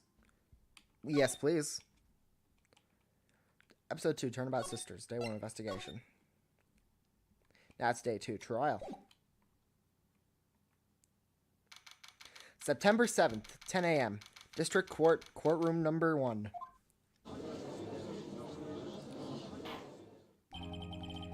Court is now in session for the trial of Miss Mia Fey.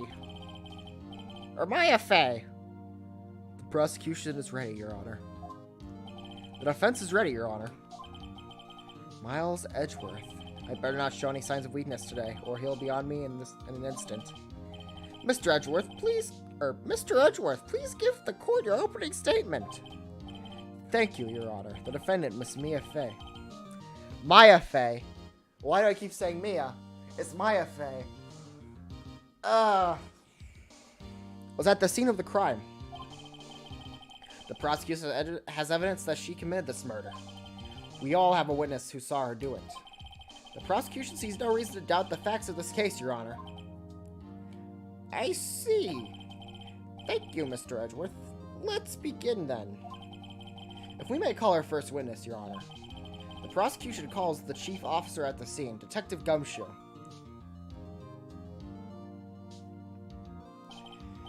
Witness, please state your name and profession to the court. Sir, my name is Dick Gumshoe, sir. I'm the detective in charge of the homicides down the precinct, sir. Detective Gumshoe, please describe for us the details of this murder. Very well, sir. Let me use this floor map of the office to explain. The body was found at this window here. And the cause of death? Loss of blood due to being struck by a blunt object, sir. The murder weapon was a statue of the thinker I found next to the body, sir. It was heavy enough to be a deadly weapon, even in a girl's hands, sir. The court accepts the statue as evidence. Or the court accepts the statue as evidence. Again! They're still calling it a statue? Floor plans added to the court record. Now, detective. Yes, sir? You immediately arrest Miss Maya Fey, who was found at the scene, correct? Can you tell me why? Yes, sir, I had hard evidence she did it, sir. Detective Gumshoe? Please testify to the court about this hard evidence. Maya Fey's arrest. As soon as the phone call came in, I rushed to that scene. There were 2 people there already. The defendant, Miss Maya Fey, and the lawyer, Mr. Phoenix Wright. I immediately arrested Miss Maya Fey. Why? We had a witness account describing her. The witness saw Miss Maya Fey at the very moment of the murder.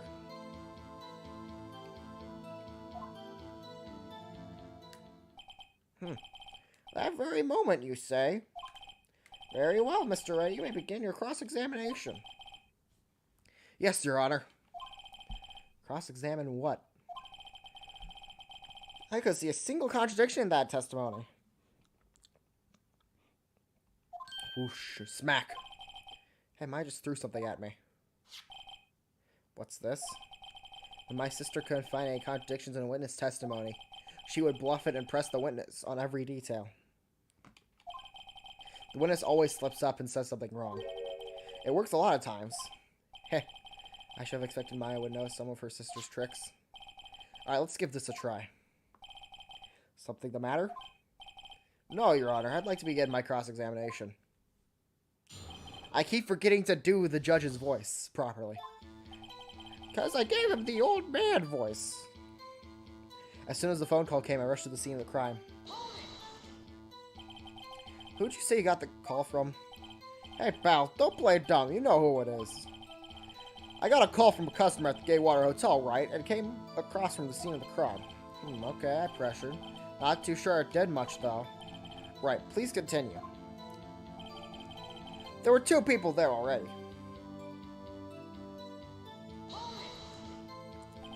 Detective Gumshoe, how long would you say it took? Between you receiving the call and your arrival to the scene of the crime? Right, I'd say I was about 3 minutes. That's pretty fast. Our motto of the month is quick response. That's how I got there before the killer got away. Indeed. So, tell us who the 2 people you found on the scene were. Yes, sir. The defendant, Miss Mia Fey. Why am I doing this? And the lawyer, Mr. Phoenix Wright. Are you absolutely sure it was us? Listen, pal, your dumb act will only get you so far. With our funky hippie clothes and your spiky hair, you 2 stand out like suspicious people at a crime scene. Well, he does have a point. She is pretty unmistakable. I could pick my points to press with a little more care. I immediately arrested Miss Maya Fey. Why is that? What's your reason? Why, we had a witness account describing her. Hold on just a second. Yeah? If I heard correctly, you said you arrested her because you had hard evidence. She did it, correct? Huh. Did I say that? Me? I heard you say it. You did say it. You did say it. Exactly what was this suspicious woman in pink's claim was hard evidence? What? Miss May isn't suspicious, and she sure is a pink, pal. Well, I guess she is pink. That's enough, Detective Gumshoe. Do you have any more solid proof other than our claims, Detective? Yes, pressing can have its advantages. Yes. Sorry, I got the order of things mixed up in my testimony, Your Honor, sir. There was something I should have told you about first, Your Honor. Very well, Detective. Let's hear your testimony again.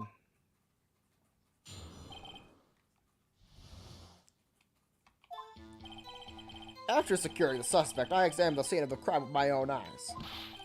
I found the memo written on the piece of paper next to the victim's body. On it, the word Maya was written clearly in blood. The lab results showed that it was the blood of the victims. Also, there was blood found on the victim's finger. Before she died, the victim wrote the killer's name in blood.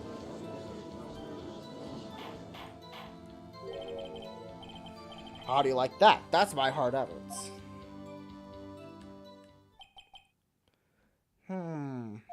Before we begin cross-examination, I have a question for you, Detective. Your Honor? Why didn't you testify about this vital piece of evidence the first time? You kids these days with your lack of evidence sharing. I don't know. I'm real embarrassed. I forgot about it, Your Honor, sir. Try to be more careful. Very well. The defense may begin its cross-examination.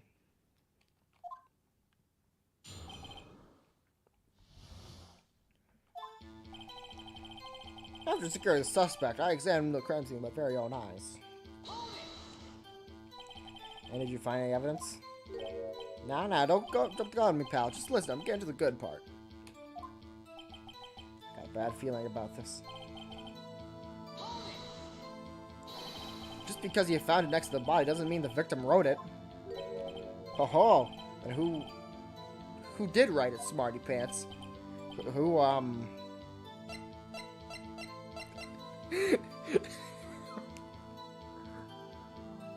I'm pretty sure I might get docked for that one. But I really want to put I did. I really, really want to put I did.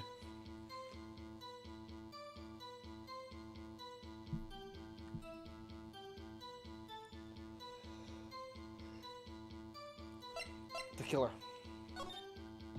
The killer. No one can see that. Huh? You're saying the killer wrote her own name, buddy? Please. She was framed. Hold on. If that's the case, where's your evidence? I guess that was a bit of a tall order for you. Those without evidence shouldn't open their mouths, Mr. Wright. Yeah, pal. Well, Detective, tell us what was written on that memo you found.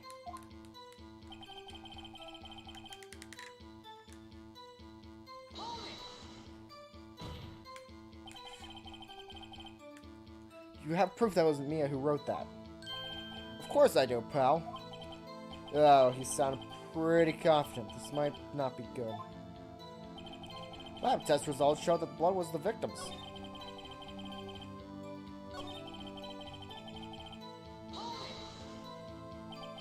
What kind of tests were these again? Huh? Kinda, well... I hear they take the little bit of the blood and hemoglobin, and I refuse to testify on this matter, pal. I'm no expert on blood tests. Yes, that was quite clear. You may continue your testimony. Thanks, pal. I mean, Your Honor, sir. Detective Gumshoe? Yeah? I look forward to your next evaluation, as should you. Oh. That was a mess. Right, where was I? Also, there was blood found on the victim's finger. Which hand was the bloody finger, Detective? The right hand. She was right-handed. Haha, nice try. Oh, I guess it wasn't too hard to see what I was getting at there.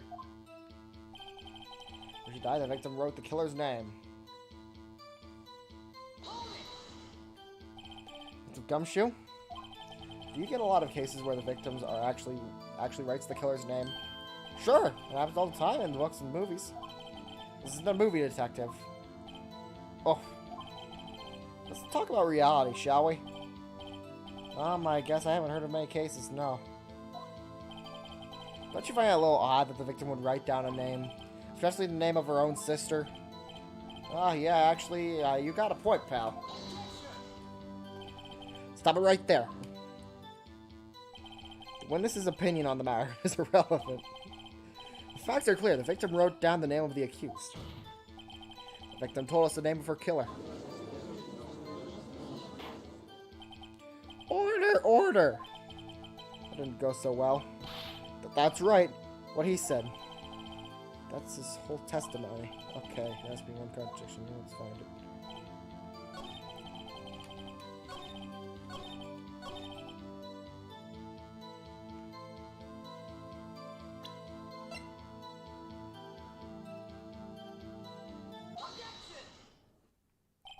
Detective Gumshoe, there's one thing I want you to clarify for me here.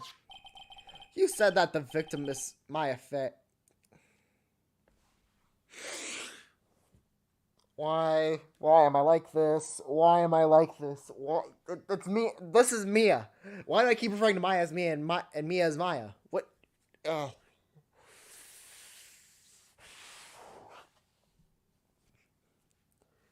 Why am I like this?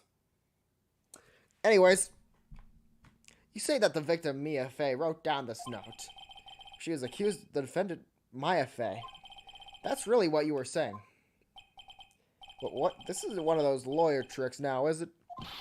Of course she wrote it. Who else could have? You have it backwards, Detective. Backwards? The victim is the only person who absolutely could not have written it. This is a report from your department, Detective. Immediate death due to a blow from a blunt object. She died immediately. But... no butting your way of this one, Detective. Order, order, order! The offense has a point. Someone who died immediately wouldn't have had time to write down anything. Mr. Wright, I beg your pardon, but when exactly do you obtain that autopsy? Here comes Edward with the update autopsy report. The day after the murder. It was the day after the murder. Prosecution's point being... that autopsy report is outdated, Your Honor. What? A second autopsy was performed yesterday at my request. Death was almost immediate due to a blow from a blunt object. But there is a possibility the victim lived for several minutes after the blow. I received these results this morning. No way. Your Honor. It's quite easy to imagine that the victim had time to write Maya. That is all. I see. Damn you, Edgeworth. I should have known you'd have something up your sleeve. Why, Mr. Wright? Let me just play something real quick. Let me just play something real quick. Give me a moment.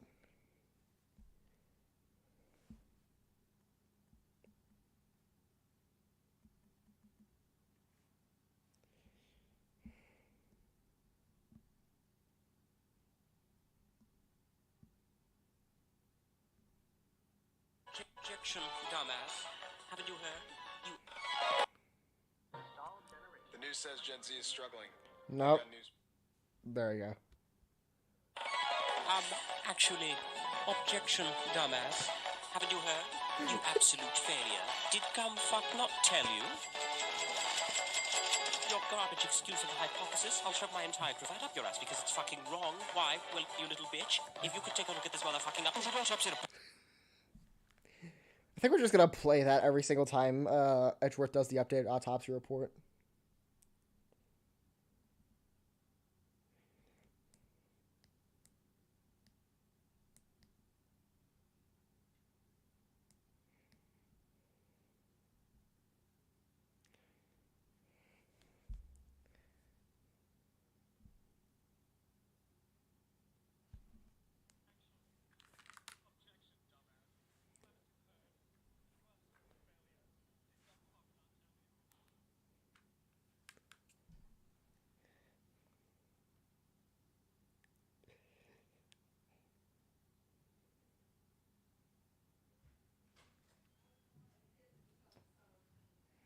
Anyway.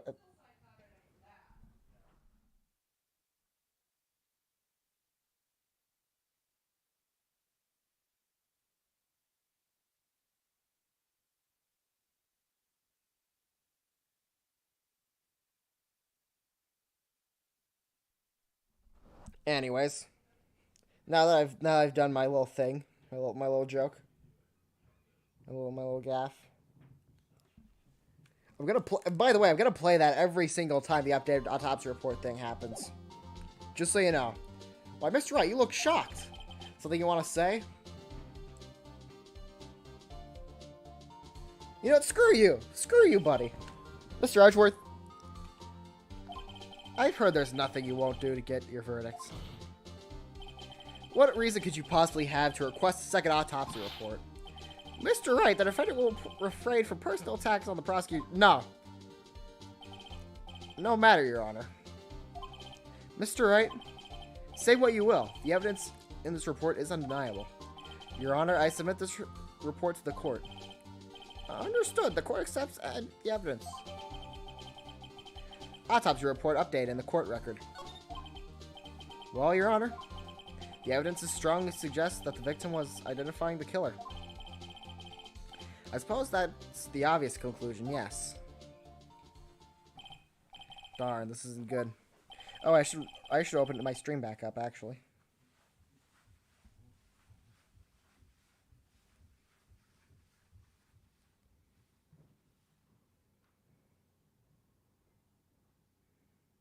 There we go.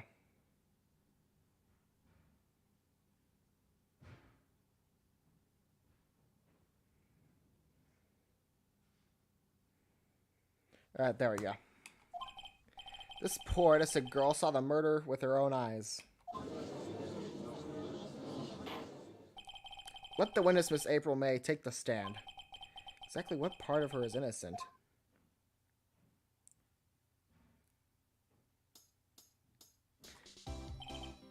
Witness, your name, please. Miss April May, at your service, wink. Order! All introductions should not require any reaction from the crowd. The witness will refrain from wanton winking. Aw, yes, Your Honor. This is not good. She's already captured the heart of every man in this courtroom. Tell us, where were you on the night of September 5th, when the murder occurred? Gee, I was, like, in my hotel room, teehee. I checked in right after lunch. This hotel is directly across from the Fay and Co. law offices.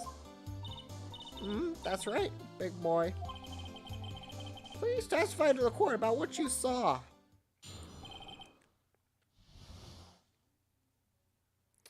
Vanessa's account.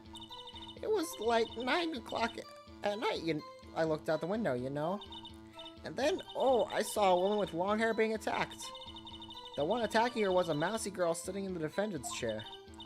Then the woman was, dodged to one side and ran away. But that girl, she caught up to her and she hit her. Then the woman with the long hair, she kind of slumped. At the end, that's all I saw. Every little bitsy-witsy wink.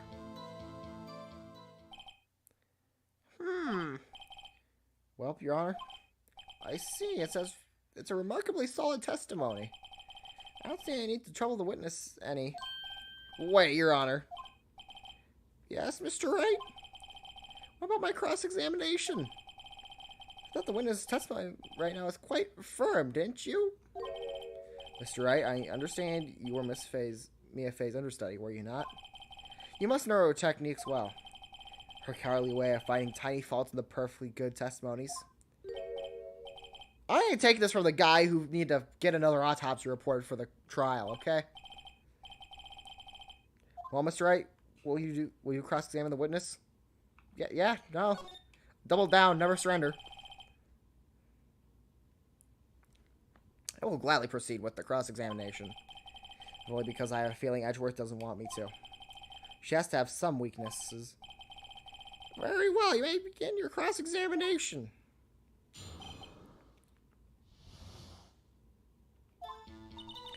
It's like 9 o'clock at night. I looked out the window, you know. Why did you do that? Huh? Why? Why what? Why'd you look out the window? Were you expecting to see something? Oh, well, gee. What, that's it? She can't get out of this question that easily. I sort of,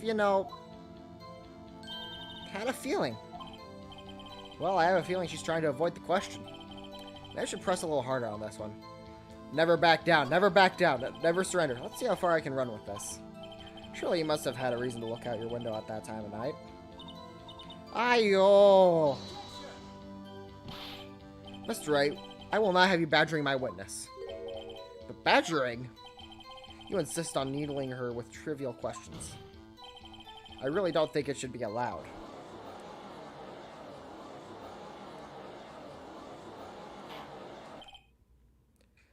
Order! Mr. Wright, you have been warned. Poor girl, what about poor me? Look out the window. You looked out the window, what did you see next? And I saw a woman with long hair being attacked. Woman with long hair? Was that Mia Fey? Ha! I did it right this time. I did color Maya. Slender, sort of. Well, some people might say pretty, if that's your thing. Your thing? And the person attacking her? The one attacking her was the mousy girl sitting in the defendant's chair. How do you know she was the defendant? Oh, well, you know. She had a girlish physique. Women know these things. Look, I just know, okay? There was only one person at the scene of the crime with a short, girlish figure. Testimony is bulletproof, Your Honor. He's right. Never back down. Always double down. Hold a minute. That testimony stinks. What? Miss May, I'm willing to bet that.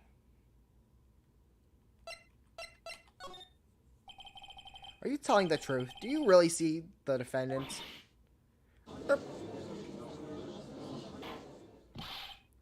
Mr. Wright, what is the meaning of all this? Yeah, what is the meaning? Somebody tells you because I'm clueless about this, I mean. Okay, if you had really witnessed my client, Maya Fey, you would have noticed her clothes before noticing her physique.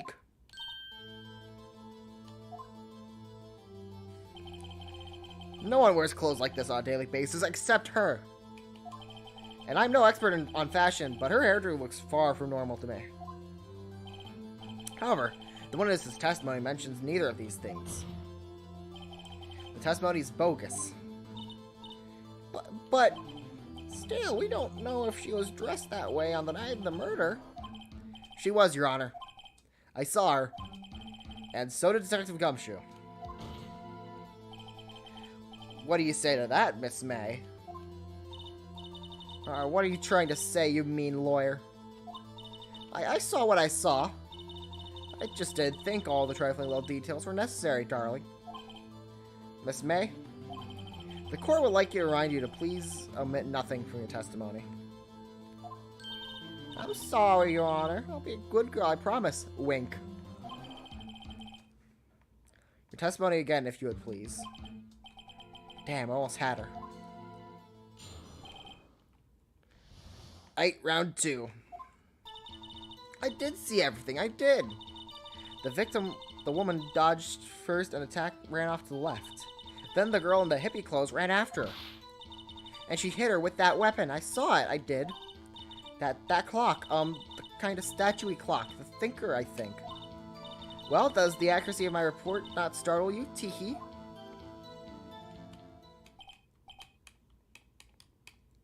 I see.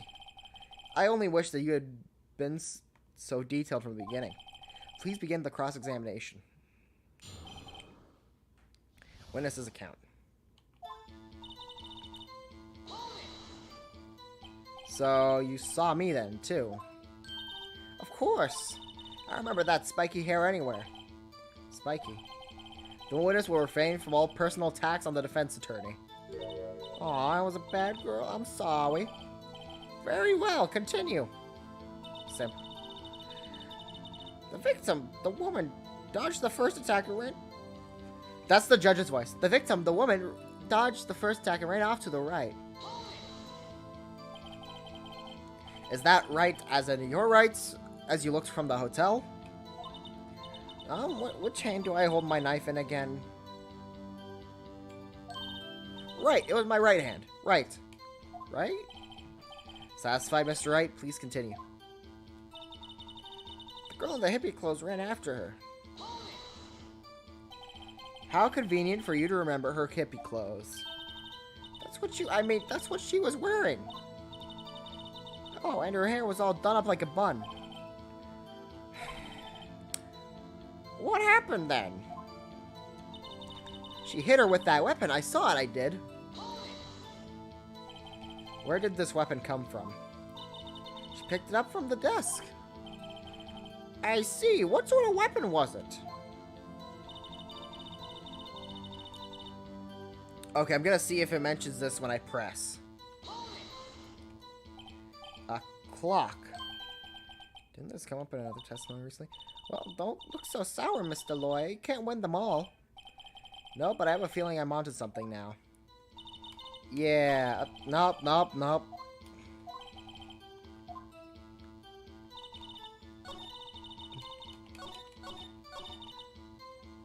Yeah, she won't know it's a clock. What? I pressed. Why did I press? I didn't mean to press. I meant to access the court record. Okay, present.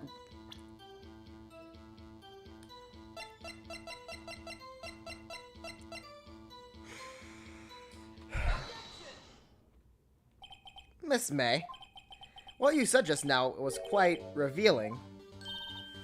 Revealing? Oh, you'd like that, wouldn't you, naughty Mr. Lawyer? You just said the statue of the thinker was a clock. There's no way knowing that just by looking at it. Another person in much the same position as you recently called this a clock, too. He was found guilty of murder.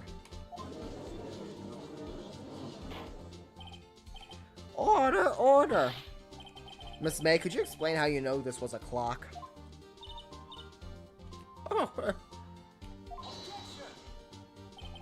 One saw the murder with her own eyes. That's all that's important here. The offense is trying to confuse the issue with trivial concerns. Yes, of course. You will withdraw your question, Mr. Wright. But questions are all I have, Your Honor. And as you may recall, I've caught murderers with these questions before. You've caught a murder with these questions. Well, only once. Objection sustained. You may continue your questioning the witness. Whew, that was close. If you stopped me there, the trial would have been over. Oh, what? So what happens now? What happens now is you answer my question. How did you know that it was a clock? What? That's... because I heard it. Yes, I heard it. It said the time. So, you've been to the law offices of Fanco? No, hey, I didn't say that. Why would I go there? I heard it from my hotel room, hehe. The law offices of Fanco, where the murder took place, is very close to the hotel. Wow, Mr. Wright, are you satisfied? No. No, Your Honor. Can't give up now.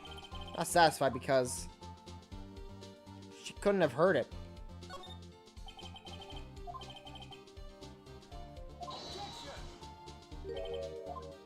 Nope, wait, that was the wrong one. Wrong one.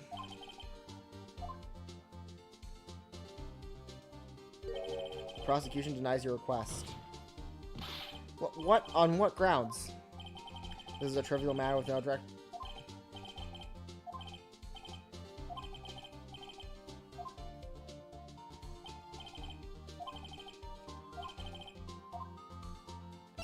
It couldn't have... Oh yeah, clock works out. Your Honor, members of the court. It is inconceivable that the clock in question rang. It's empty. That clock is missing the clockwork.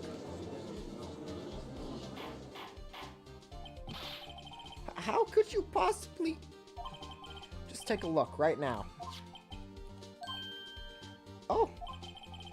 See anything interesting, Your Honor? It's as the defense says. This clock is missing its clockwork. It's quite empty. Mr. Wright, would you care to explain to the court the meaning of this? As you can see, the clock was empty. It couldn't have rung. Therefore, this witness is a big, fat liar. Fat? Well, Miss May?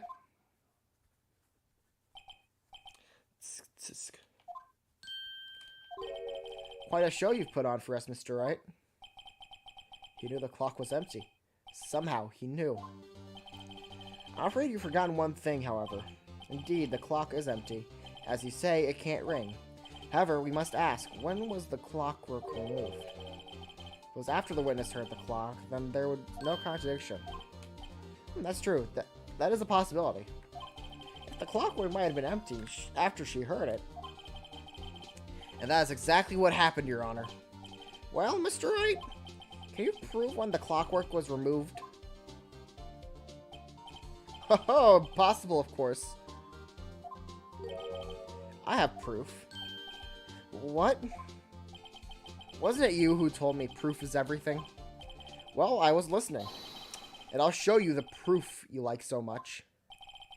Yes, that proves the clockwork was removed is...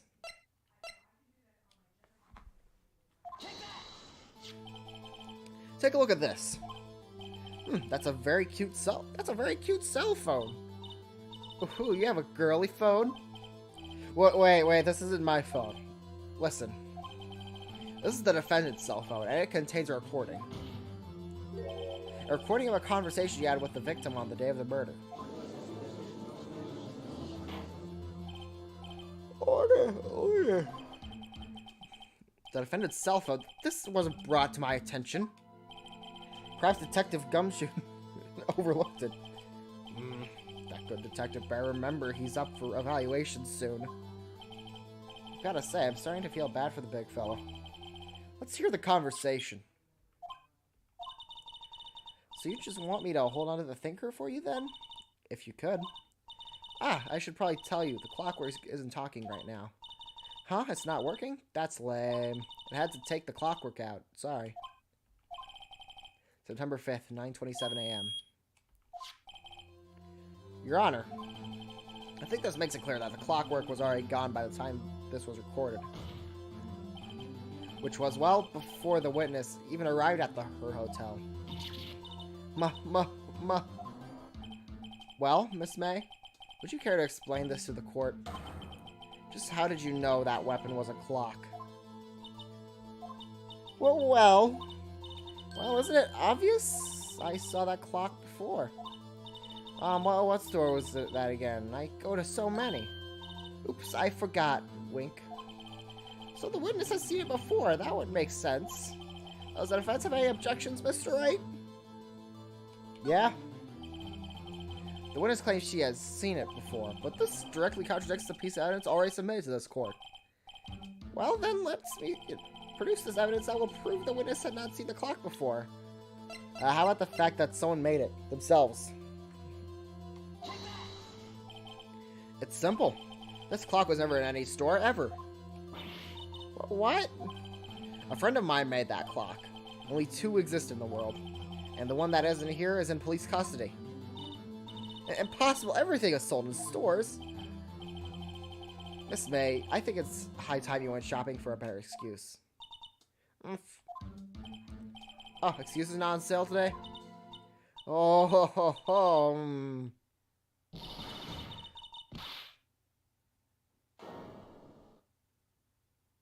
I see. What's with you, porcupine head? That stupid clock doesn't matter, okay? She did it, and she should die for it. Die! Whoa, let's not get too ahead of ourselves. This is a court of law, and the witness will remain calm.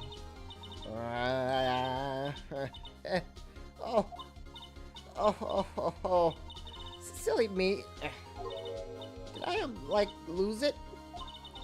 I guess I did, teehee. Wink. Scary. Miss May, let me ask. Tell me, how did you know the weapon was a clock? Oh dear. Does the defense have an opinion on this behavior? Okay, this is it. Yes, Your Honor. Allow me to explain how I see the truth of the matter. Miss April May, you knew the weapon was a clock because... Melissa never held the clock in her hands. However, she had heard that it was a clock. She heard? Correct, Your Honor. There is no other way she could have known the thinker was a clock. And I can show you the proof.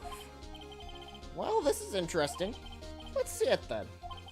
Show me evidence proving that the witness had heard the murder weapon was a clock.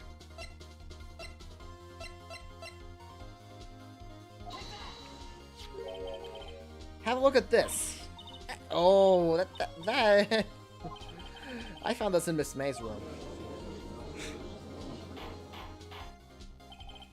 Mr. Wright, please explain to the court what this is. Miss April May? You were tapping the victim's Miss Mia Fay's phone, were you not? Oh. Your Honor, this is irrelevant.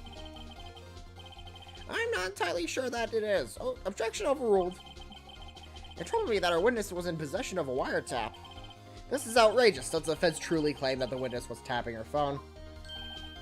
Yeah. Even if that was the case, which it is not, you still have to prove one thing. Did the witness ever say that the weapon was a clock on the phone? Can you prove that? I think not. Oh yeah? I think I can. It's simple. What? Here's my proof. Proof that the victim said on the phone that the weapon is... the clock is the phone. You know. I present the defendant's cell phone. Yes, we've seen that. Listen once more to the conversation between the defendant and the victim. Mia, what's up? You haven't called in a while. Well, actually, there's something I want you to hold on to for me. Again? What is it this time? It's a clock.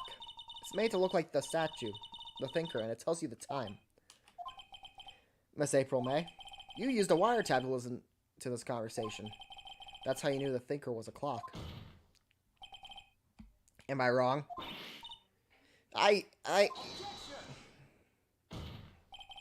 Your Honor, this is ridiculous. Your Honor, look at the witness's face. Does she seem amused to you? The defense demands an answer.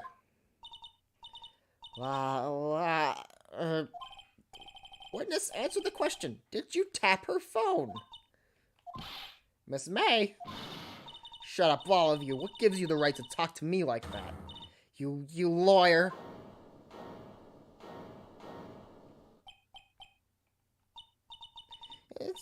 fair, all of you ganging up on me like that.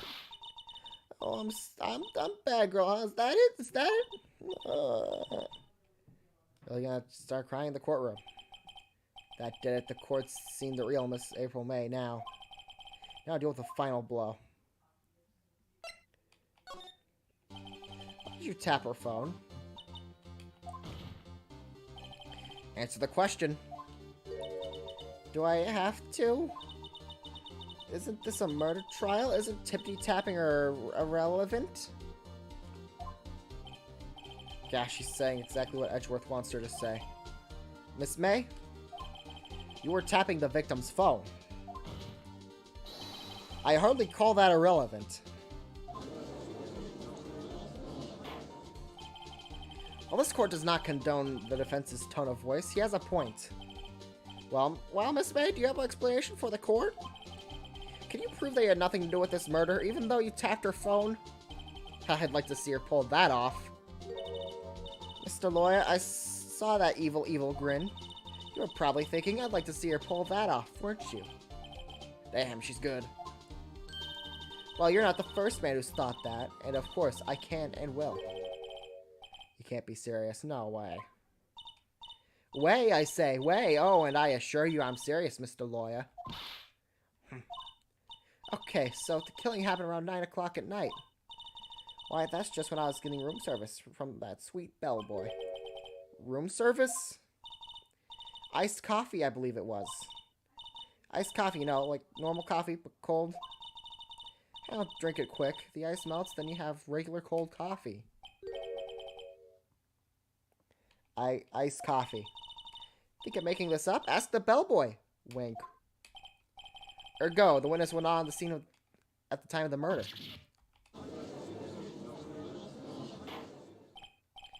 So, where does that leave us? It is my greatest displeasure to inform you that the witness appears to have been tapping the victim's telephone. However, that is a separate crime with no bearing on the current case whatsoever. Her testimony stands. She saw the defendant, Maya Fey, commit the murder. No, they're going to just let her walk away. There's no way I can win unless I tie Miss May to the murder somehow. Well, does the defense have anything to say? Well, come on, think of something. The defense would like to call the hotel bellboy as a witness. There's something suspicious here, and I'm going to get to the bottom of it. You think you've sunk it quite low enough already? I object to calling the bellboy. Why? What's your reason? Because I hold that the wiretapping had nothing to do with the killing. However, if you agree to one condition, I'll consent to calling this witness. Condition? If Miss April May's alibi is not called into question after you examine the bellboy, then you will recognize that Miss April May was not the killer. Thus, she is innocent. And thereby, you must also accept the verdict of guilty for Miss Maya Fey. That is my condition. I'm sorry? Better find something suspicious in that bellboy's testimony. Otherwise, Maya will be declared guilty on the spot. What do I do? Alright, I've got nothing to lose, except for, well, everything. Understood, I accept your condition. Fool. You fell right into my trap. Uh-oh. Wait. Very well. The court calls the hotel bellboy to the stand. I believe we're ready for the witness to testify. He certainly does look like a bellboy. Yes, sir. I received your summons in the middle of work, sir, and I'm happy to be of service. That tea set looks rather heavy, so without further ado, the witness may begin his testimony. Very good, sir.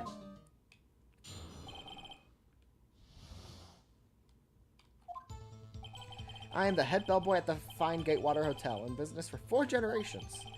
I believe I received a call after 8 o'clock in the evening from our guest, Miss May. She asked for an iced coffee to be brought to her at 9 o'clock on the dot, sir. I brought to her at precisely the requested time, of course. And I delivered the iced coffee to our guest, Miss May herself. I see. The defense may begin the cross-examination. Right, I'm ready, I hope. This is it. If I can't prove Miss May was involved with the murder now, mine will be finished.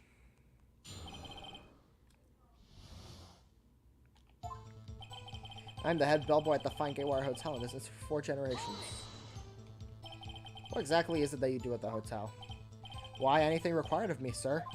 I check in the guests, I check out the guests. I clean the rooms, I make beds. I even deliver room service, sir. I check Miss May in personally. Are you always so prim? Mr. Wright, you will refrain from asking frivolous questions. I believe I received the call after 8 o'clock in the evening for our guest, Miss May. You sure it was Miss May on the phone? Absolutely, sir. How can you be so certain? I checked Miss May in personally, sir. Not only did I see her in all her stunning radiance, but I also heard her voice. Then I saw them, and I... The point being, I remember her quite well, sir. Yes, what then? She asked for an iced coffee brought to her at 9 o'clock on the dot, sir. 9 o'clock on the dot, you say? Yes, I confirmed that detail several times.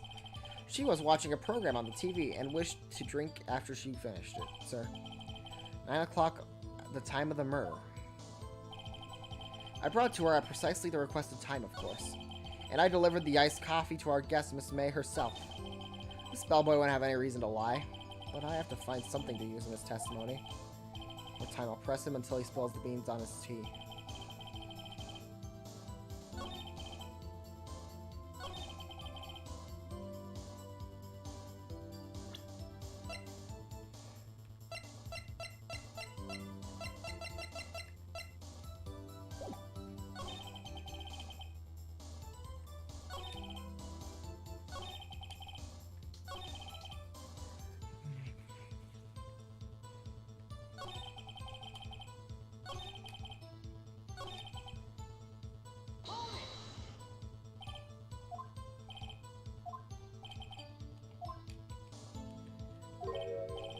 Bellboy tee.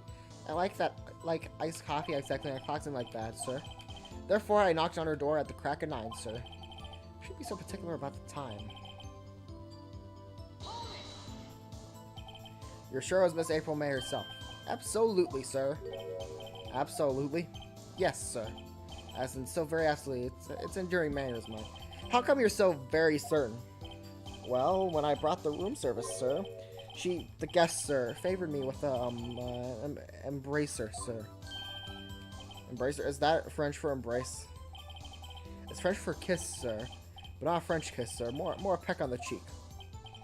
Why would she have done that? I believe perhaps it was momentarily swayed by my prim demeanor, sir. That's a moment I shall never forever forget, sir. Sounds pretty fishy to me. It's no good. There's nothing there. Is that it? Tisk, tisk. Finally understand. This bellboy has absolutely no reason to lie. Now, if you have any decency, you will end this rather tedious cross-examination here. That was a bit tedious. The witness may leave the stand. Can't let this happen, can I? No. Always double down. Wait, please wait. Yes, does have something to add? One last question. Let me ask one last question. Your Honor, I must object. This charade of a justice has gone on long enough. Now, Mr. Edgeworth. Alright, Mr. Wright. I'll give you one more question, that's all. Okay. This is really it now. This is my last chance. What do I ask him about? Checking. Tell me about checking. How about when you checked in Miss May? Oh, alright. Very well, sir. My first thought was that she was a beautiful, beautiful person. She's just my type of girl, so it was so disappointing, really. I see, but... Excuse me, what exactly was disappointment? Well, I am not without charm, but even I didn't have a little chance with her lover there. What did he say? What did you say? Or rather, quite. Bellboy, tell us the truth now. Did Miss May check in with another person? I object. That was objectionable. Objection overruled. The witness will answer the question. Yes, I see. Why did you not mention this in your testimony? Well, sir, you didn't ask. Nice try. That's the sort of thing you're normally supposed to mention. Ah, yes, quite, indeed. It was our good barrister there, Mr. Edgeworth, who... He asked me not to mention it if I wasn't specifically asked, sir. Oh, you fool! I've done it. I've won.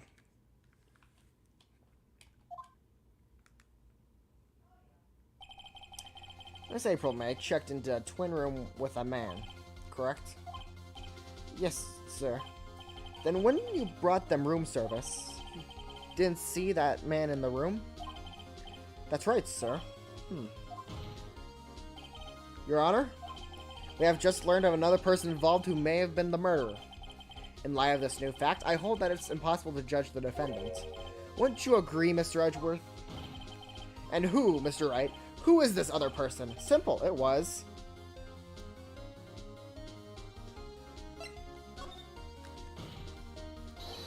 the man who checked in with Miss May. Oh. Your Honor? As has been previously revealed, Miss April May was tapping the victim's phone, yet Miss May herself was an alibi at the time of the murder. However, that does not clear the man that was with her. The bellboy saw no one else in the room at the time of the murder. My, what a convenient little setup, but it's too late. Too late? I suppose you'd like it if it was too late, wouldn't you? After all, it was you who hid the presence of the older man from this court. Ugh. Upstart amateur. These accusations are ludicrous. Enough. The court acknowledges the defense's argument. I expect the prosecution and the defense to look into this matter fully. Am I understood? Yes. Yes, Your Honor. That is all for the trial of my FA. Court is adjourned. September 7th, 2:24 p.m. District Court Defense Lobby. Number 1. Mr. Wright! You are amazing in there. Really? I think I might be your newest fan. Oh, I was just doing my job, you know. Then again, that other attorney was pretty cool, too. Huh? That face of his, with his eyes wide and trembling lips, it sends shivers up my spine. If you say so. So, what happens with me? Do I get to go home now? Well, no, I don't think so. Not yet. Oh, I see. But I got a great lead in today's trial. A lead? That man with Miss May, he's the key. Oh, I get it. What happened to Miss May after that, anyway? I heard they arrested her. I guess she's learning her charms won't work everywhere. She's probably at the detention center now. I may have to go down there later. Anyways, this case is far from closed. Yes, sir. I'm going to find out more about this man. You think he was the one who... Maybe so. Sis. Don't worry, I'll find him by tomorrow, I promise. I'm counting on you. As for a full record on April May's testimony, I thought it might come in handy during the trial tomorrow. But now that I have it, I'm not so sure. Most of her testimony was all lies. In fact, there's only one part that hasn't been stricken from the record. May testimony added to the court record. I didn't know how much good this will do me at all now. Anyway, it's time to hit the pavement and do some investigating. Maya doesn't belong in that detention center, and it's up to me to set her free. Alrighty.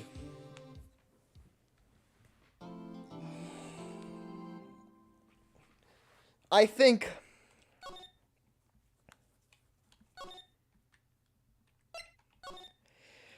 this is the end of our first, well, not our first Ace Attorney stream. We've streamed this before, back when I was doing Twitch. Our first YouTube stream of Ace Attorney. How's that? So I'd like to thank you all very much for watching. And I do surely hope you enjoyed. And I will see you next time, where we will continue the trial of Maya Fey here. So thank you all very much for watching, and I'll see you later. Goodbye.